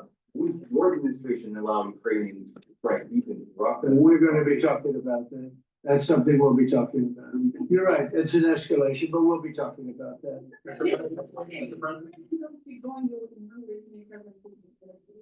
Because it's the leader that we like. We like Viktor Orban. He likes him. I like him. It's a country that's a safe country. Done a very good job. He's been a very good leader in the sense of running his country. He doesn't have a lot of the problems that other countries have. And so we've decided that we'll be going to be with Viktor Orban, and he will, I think he'll be a very good host. President Trump. It's in Hungary, yeah. We're doing Hungary. To be determined, but I would say most likely it's going to be a double meeting. It'll be a double meeting, but we will have the president, Zelensky, in touch. There's a lot of bad blood with the two presidents, and I'm not speaking out of turn when I say it. It's a very difficult situation. You know, we just settled the war, and after thousands of years, I guess, people say anywhere from 500 to 3,000 years, and I was in rooms, as you saw, because you were with me, a lot of you were with me last week, with leaders that didn't like each other, but they were able to get along. These two leaders do not like each other, and we want to make it comfortable for everybody. So one way or the other, we'll be involved in threes, but it may be separated. President Trump. President Trump. We'll see what, where are you from? Okay, good, good, yeah. President Putin doesn't make the peace in Hungary. What is then? Do you have? Well, let's see what happens. I mean, what if? I think he will. I think that President Putin wants to end the war, or I wouldn't be talking this way. I think he wants to end the war. I spoke to him yesterday for 2.5 hours. We went through a lot of details. He wants to get it ended. I think that President Zelensky wants to get it ended. Now we have to get it done. President Trump, Tara Casanova from Lindell TV, and although I love asking you questions, today my question is for President Zelensky. Sure, go ahead, please. Thank you. Our President Zelensky, President Trump, just brokered a peace deal in the Middle East that all Americans, both sides of the aisle, are very proud of. But to meet that deal, both sides had to make concessions. Our president has stuck out his neck in many ways to make a peace deal for your war as well. What specific concessions are you willing to make to end this war with Russia? Will you give up joining NATO? Americans have foreign war fatigue, and our president, as he said, we need our tomahawks too. To me. Yes, you Okay. Zelensky. Thank you very much. That's some question. Thank you. So many questions in one. Thank you very much for your question. First of all, I think we need to sit and speak. The second point, we need ceasefire. Even now, you see in the Middle East, it's very difficult to hold ceasefire everywhere. In every war, it's very difficult. We want peace. Putin doesn't want. That's why we need pressure on him. We will speak with President today what we need. We understand what we need to push Putin to negotiation table. And as I said previously, so we are ready to speak in any kind of format, bilateral, trilateral, doesn't matter, just peace. This is important. And we don't speak about NATO or NATO. For Ukrainians, it's very important. Of course, it's our decisions of allies to decide where we are. But are you willing to get Yes, but the most important thing for people in Ukraine, which are under each day's attack, to have really strong security guarantees. NATO is the best, but weapon is very important. Allies on our side is very important. And between us, for us, bilateral security guarantees between me and President Trump is very important. I don't know, we didn't speak with details about it, but this is the most important document because United States is very strong. Sir, President Trump, you're the middleman right now, hoping to end this conflict. Who is doing a better job negotiating, President Zelensky or President Putin? I think they're both doing a great job in that sense. We have to get it done. We've got to take some of the hatred of each other. They don't like each other. I say that in front of President Zelensky, but I say it in front of President Putin too. They have tremendous bad blood. It's really is what is holding up, I think, the settlement. I think we're going to get it done, and we have to make it long lasting. As I said in the Middle East, everlasting, right? Everlasting. And the Middle East is a much more complicated situation. We had 59 countries involved, and every one of them agreed. And it's sort of amazing. Most people didn't think that was doable. This is going to be something I really believe that's going to get done. I had a very good talk yesterday with President Putin. I think he wants to get it done. Right behind you. When we were in Israel with President Trump earlier in the week, we heard a lot about the difference in diplomacy between President Trump and President Joe Biden before him. What do you see as the biggest difference in diplomacy between President Trump and President Biden? President Trump has a big chance now to finish this war. President Biden now is not the president, so he doesn't have a chance to finish this war. And President Trump is really showed for the world that he can manage ceasefire in the Middle East. And that's why I hope that he will do this, and we will also have such big success. For Ukraine, it's a big chance. And I hope that President Trump can manage it. I would say the biggest difference is one is extremely competent and the other one is grossly incompetent. Sir, a few weeks ago in New York, when you two met, you said that you think Ukraine could ultimately take back all the territory that it's lost so far. Do you still think that's the case, or do you think there'll have to be some sort of? You never know. You know, war is very interesting. You never know, do you? You just never know with war and peace, but you never know. Please. Tomahawk supply to Ukraine as an escalation, yet it continues using similar cruise missiles like Caliber. And Yeah, who are you with? Who are you with? You Ukraine? But Russia continue even using the cruise missiles and also nuclear capable ballistic missiles in Ukraine since 2022. So do you consider providing Ukraine with the Tomahawk or similar missile as an opportunity to equalize the possibilities of Ukraine and Russia and push Moscow to the negotiation? Yeah, sure. We're gonna be talking about that. That's why we're here. Okay, fair question. Exactly as he told you to say it, but we're gonna be talking about it. Okay? Yeah, please. In Hungary would still. You said India and Hungary? That's an interesting, India and Hungary. It's an interesting combination.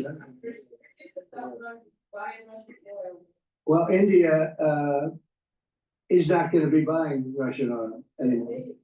And Hungary is sort of stuck because they have one pipeline that's been there for years and years and years, and they're inland, they don't have sea, And I spoke with the very great leader of Hungary, and they are, you know, it's very hard for them to get oil. I understand it.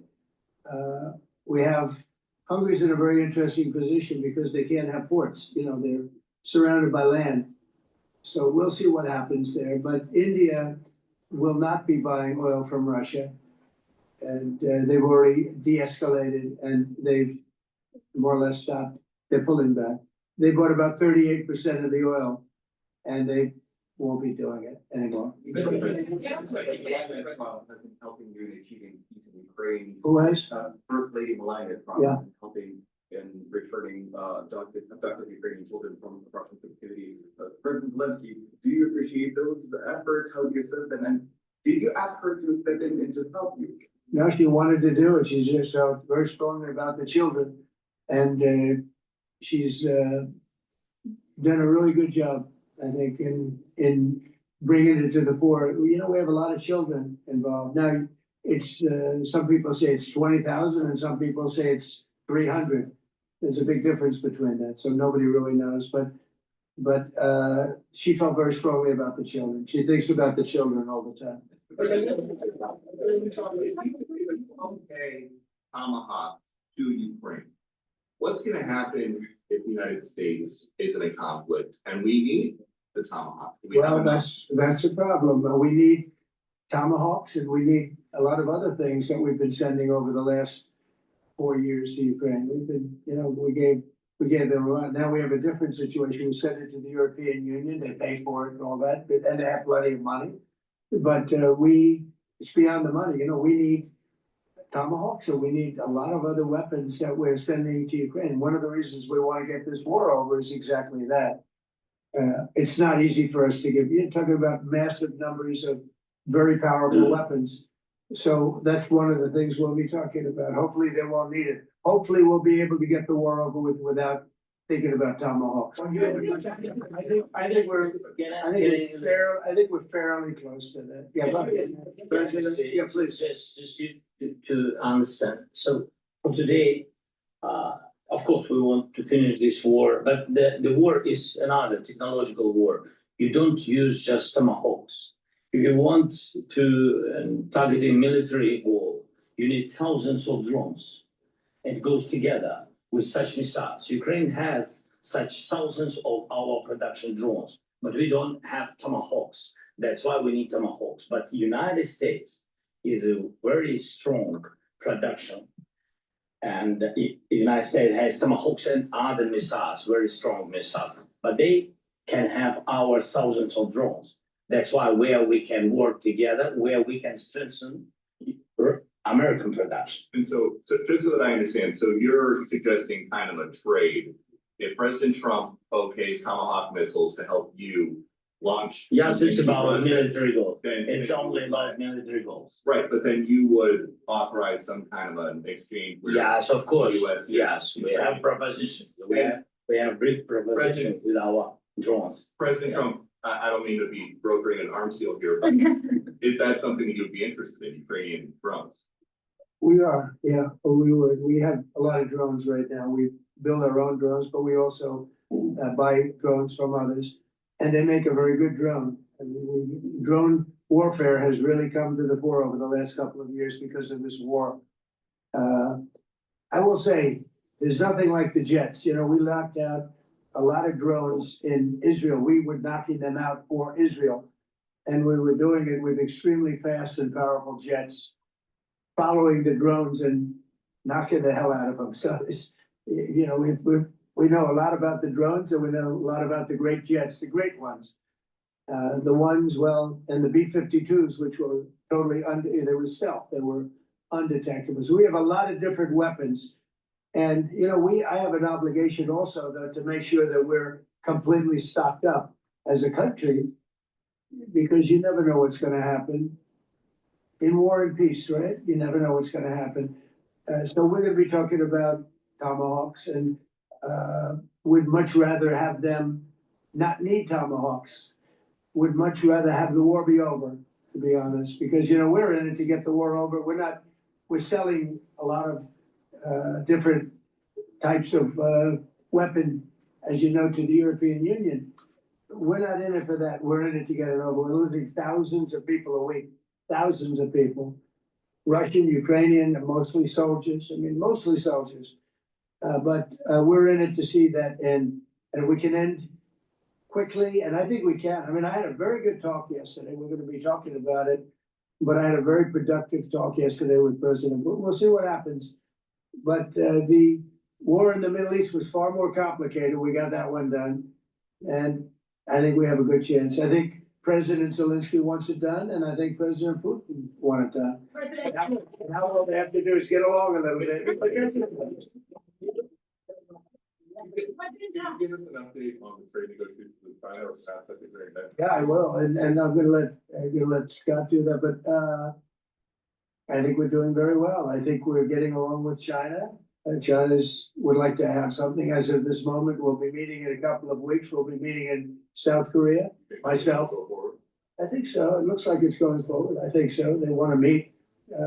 We like to meet. I have a very good relationship with President Xi, and we're going to see what happens. But, you know, for years we were taken advantage of by China very badly. We were losing hundreds of billions of dollars a year to China.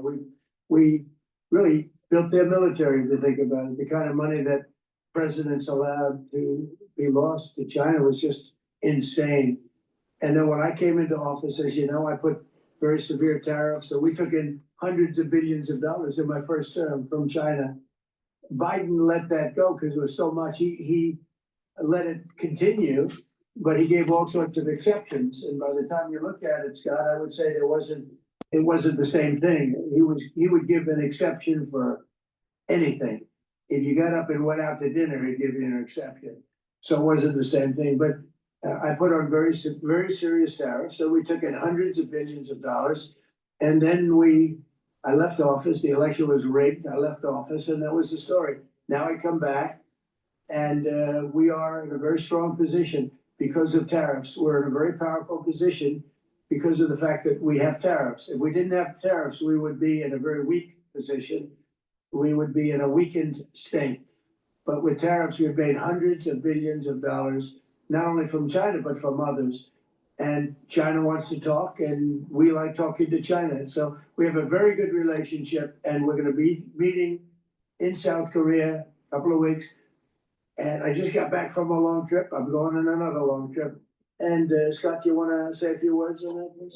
Yes, sir. So the entire relationship, from my perspective, the two leaders have for each other. China did a substantial, unprovoked escalation last week. We were unable to get in touch with them. Since then, it's been IMF World Bank Week. They have had working level people here who, that have been meetings. The vice premier, who is my counterpart, and I will be speaking this evening at around 8:30, 9 o'clock. And then he and I and a delegation will meet in Malaysia probably a week from tomorrow to prepare for the two presidents to meet. So again, I think that things have de-escalated. We hope that China will show the respect that we have shown them. And I am confident that President Trump, because of his relationship with President Xi, will be able to get things back on a good course. Is the hope for that meeting with you and President Xi some kind of trade deal then, or Could be. more? Look, I think we're in a very strong position. We're getting, as you know, as of November 1st, I could move it up if I wanted. A 100% tariff over and above what we get now. So that would make it about 157%. And China doesn't want that, and they want to talk. And we're talking, and I think we'll make a deal that will be good for both. I think we will do something, but you have to understand, we never got anything from China. It was a one-way street for many years, for decades. It was a one-way street, and they became rich because of the United States. And frankly, presidents that, let's be nice, they didn't know. They just didn't know. They didn't understand what was happening to them. But I understood it. I understood it long before I ran for politics. I used to watch in amazement at how stupid our country was, how stupid they were. And we're not stupid anymore. And that includes with the European Union, that includes with Japan and South Korea. We're all we want to do is be treated fairly. But the fairly is hundreds of billions and even trillions of dollars coming into the United States. And it's our national security is secure because of tariffs. If we didn't have tariffs, we would have no national security. So it's very important. We seek China's help in ending the war in Ukraine. Do you need that to put pressure on Russia? I'll be discussing that, but I'd love to see it ended before then. I mean, I think we have a chance of ending the war quickly if flexibility is shown on behalf, and again, we're not losing people. The United States is not, we're not losing people, we're not spending money, we're getting paid for the, ammunition and missiles and everything else that we're sending to the European Union, but to NATO. But it's very similar. If you look at the countries, I mean, it's very similar. And we just made a very fair trade deal with the European Union. And what we wanted, and we made a very good deal with NATO too. They paid for all of this. That's not what we're in this for. We're in it to save thousands of lives every week, thousands and thousands of lives. That's why we're in it. And I think we have a very good chance of bringing this war to a conclusion. Honestly, an excellent job. I think that a lot of people could agree to that. Thank you. I'm speaking as someone who lost my father in the war, so I know the human cost. What would your advice be to American leaders, to world leaders, to neocons, to TV hosts who often speak about conflict in abstract or strategic terms rather than the human cost and the human terms? Look, my only statement is we have to get together. It's a very small group of people. It's the president, and the president. Okay, 3 presidents. And I'm the mediator president. And I'm mediating not an easy situation. It should be easy, but it's a lot easier when people understand each other, when they get together and when they like each other. We don't necessarily have that situation as far as like is concerned. Maybe it can turn around, maybe it can. But in the meantime, we'll have them keep a little bit of distance, and we're gonna see if we can get it done. This is number 9, okay? This will be number 9 for me. I've solved 8, including the Middle East, I've solved 8. This, I thought, would have been among the easiest. We solved, President Putin mentioned yesterday, Armenia, all of the different wars. He said it was amazing because but the big one that he was surprised that we were able to settle was the Middle East. He thought it was incredible. He was very generous in that sense. This should be something we're able to settle, and I think we will be able to settle. Yeah, right. On that note, you will go down as a peacemaker, no doubt, and you will resolve this war. Well, you know, we resolved 8 others. It's funny how people say that. If you got this one, every time I do one, they forget about that one. I solved 8 wars. Go to Rwanda and the Congo, talk about India and Pakistan. Look at Thailand, look at all of the wars that we solved. And every time I solve one, they say, if you solve the next one, you're gonna get the Nobel Prize. I didn't get a Nobel Prize. Like, somebody got it who's a very nice woman, very nice. I don't know who she is, but she was very generous. So I don't care about all that stuff. I just care about saving lives. But this will be number 9. But every time I solve one, they said, sir, if you solve one more, you're gonna be known as a peacekeeper. But to the best of my knowledge, we've never had a president that solved one war. Not one war. Bush started a war. A lot of them start wars, but they don't solve the wars. They don't settle them. And especially when they have nothing to do with us. I tell almost, I guess, just about all of these wars had nothing to do with us. But I saved tens of millions of lives. The Prime Minister of Pakistan said, I saved millions of lives in interceding on Pakistan. And you look at Pakistan and India as an example. That would have been a bad one, 2 nuclear nations, right? So I say this, this is pretty much the last one, although I do understand that Pakistan attacked, or there is an attack going on with Afghanistan. That's an easy one for me to solve if I have to solve it. In the meantime, I have to run the USA, but I love solving wars. You know why? I like stopping people from being killed, and I've saved millions and millions of lives, and I think we're going to have success with this war. And by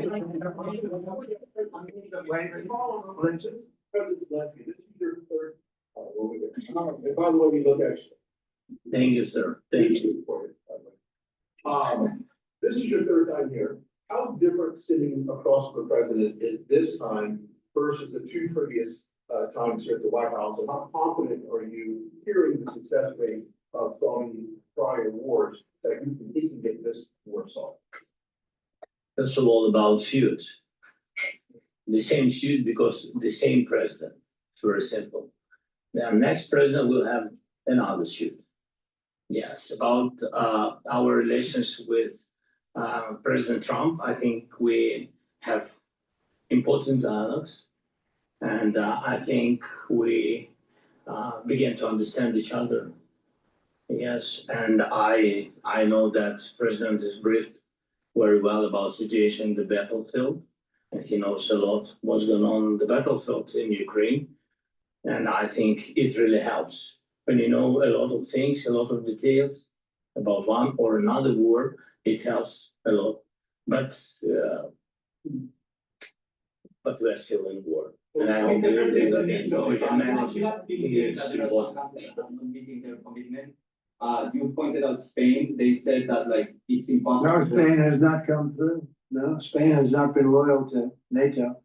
Spain has been, they're the only one. Everyone went up to, as you know, I mean, you were 2% and they all went up to 5%, but Spain disagreed with that. I think Spain should be reprimanded for that. I think it's very bad that they did that, but that's up to them. That's up to NATO and Spain. They cannot be expelled from NATO. Can they or not? They cannot, according to the treaty, but they also believe that they are protected by the European Union umbrella for trade. Well, the other people, many of the other countries are in the European Union too. They're not complaining. Yeah,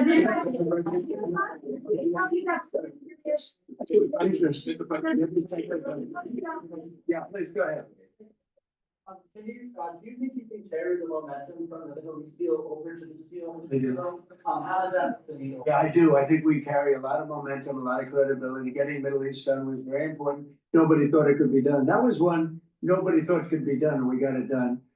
And a lot of that was the big hit that we put on Iran with respect to the nuclear they took. That was an unbelievable military maneuver, the B-2s, and many other planes involved, by the way, but the B-2s.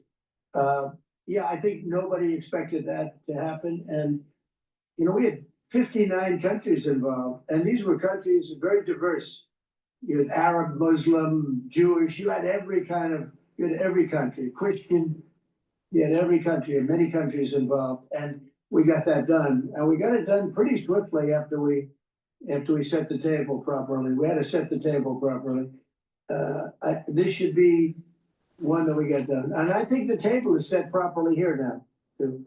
And it'll be a great honor to get it done. And the Ukrainian people are great, and the Russian people are great. And obviously they have much in common, as we understand. They have a lot in common. So it'll be a great honor to get it done. Yeah. On Venezuela, there are survivors of your latest boat strike. What happens to those survivors? Well, I'll ask Marco to discuss that possibly. Yeah, it's well known there's an ongoing narco-terrorist operation the United States has been conducting. As far as details of any recent strikes, we're not prepared here to announce all those details, but you'll get that information here very shortly. How are the survivors when these are meant to be lethal attacks? Yeah, again, I mean, we're undertaking these operations against narco-terrorists. That's what these are. These are terrorists. Let's be clear. And but as far as the details of any recent operations, when we are prepared to announce those, we will, as the president has consistently done. So you may get something on that later today. Let me ask you, that was in a submarine, right?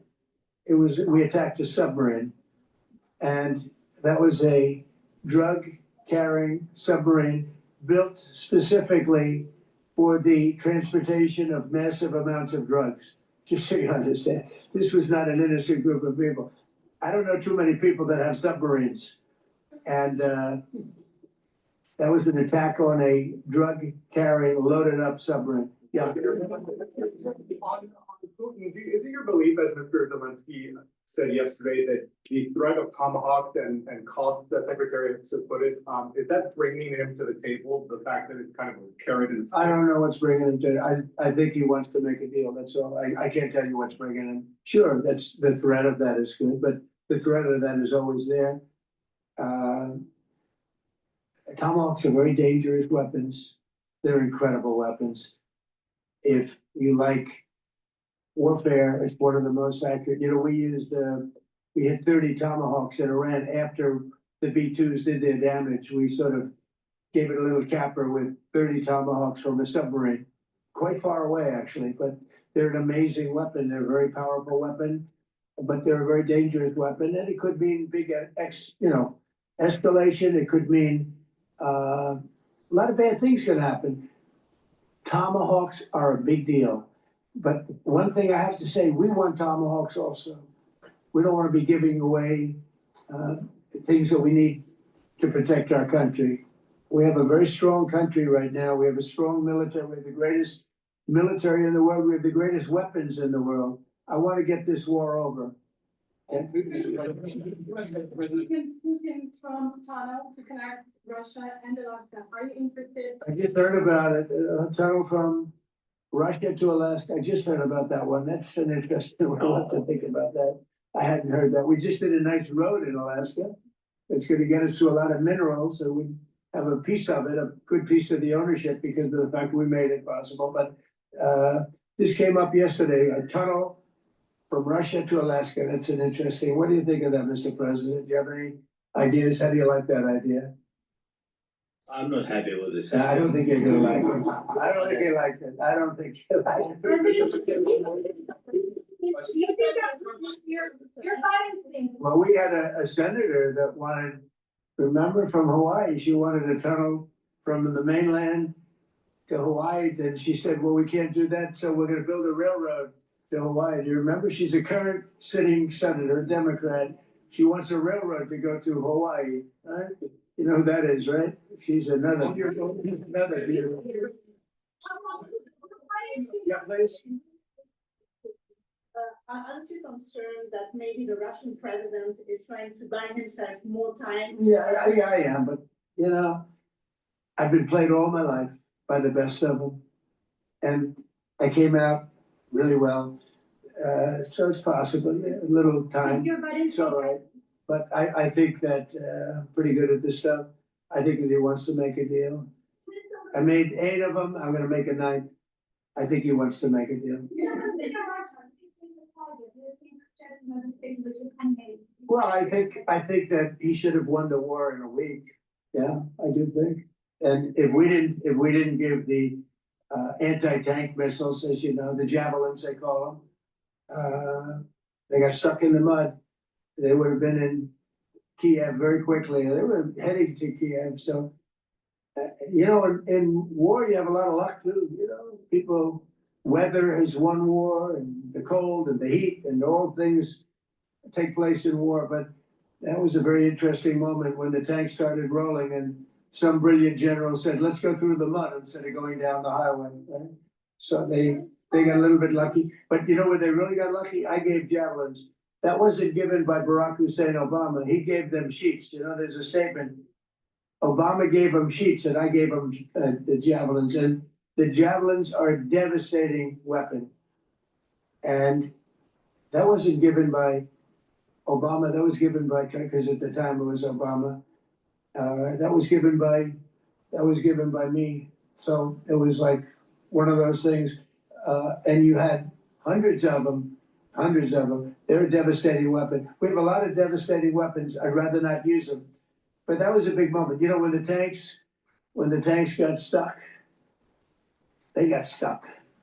And call it luck or call it talent. I'm not sure what you'd call it, but it was a big moment in time. Do you think Democrats will be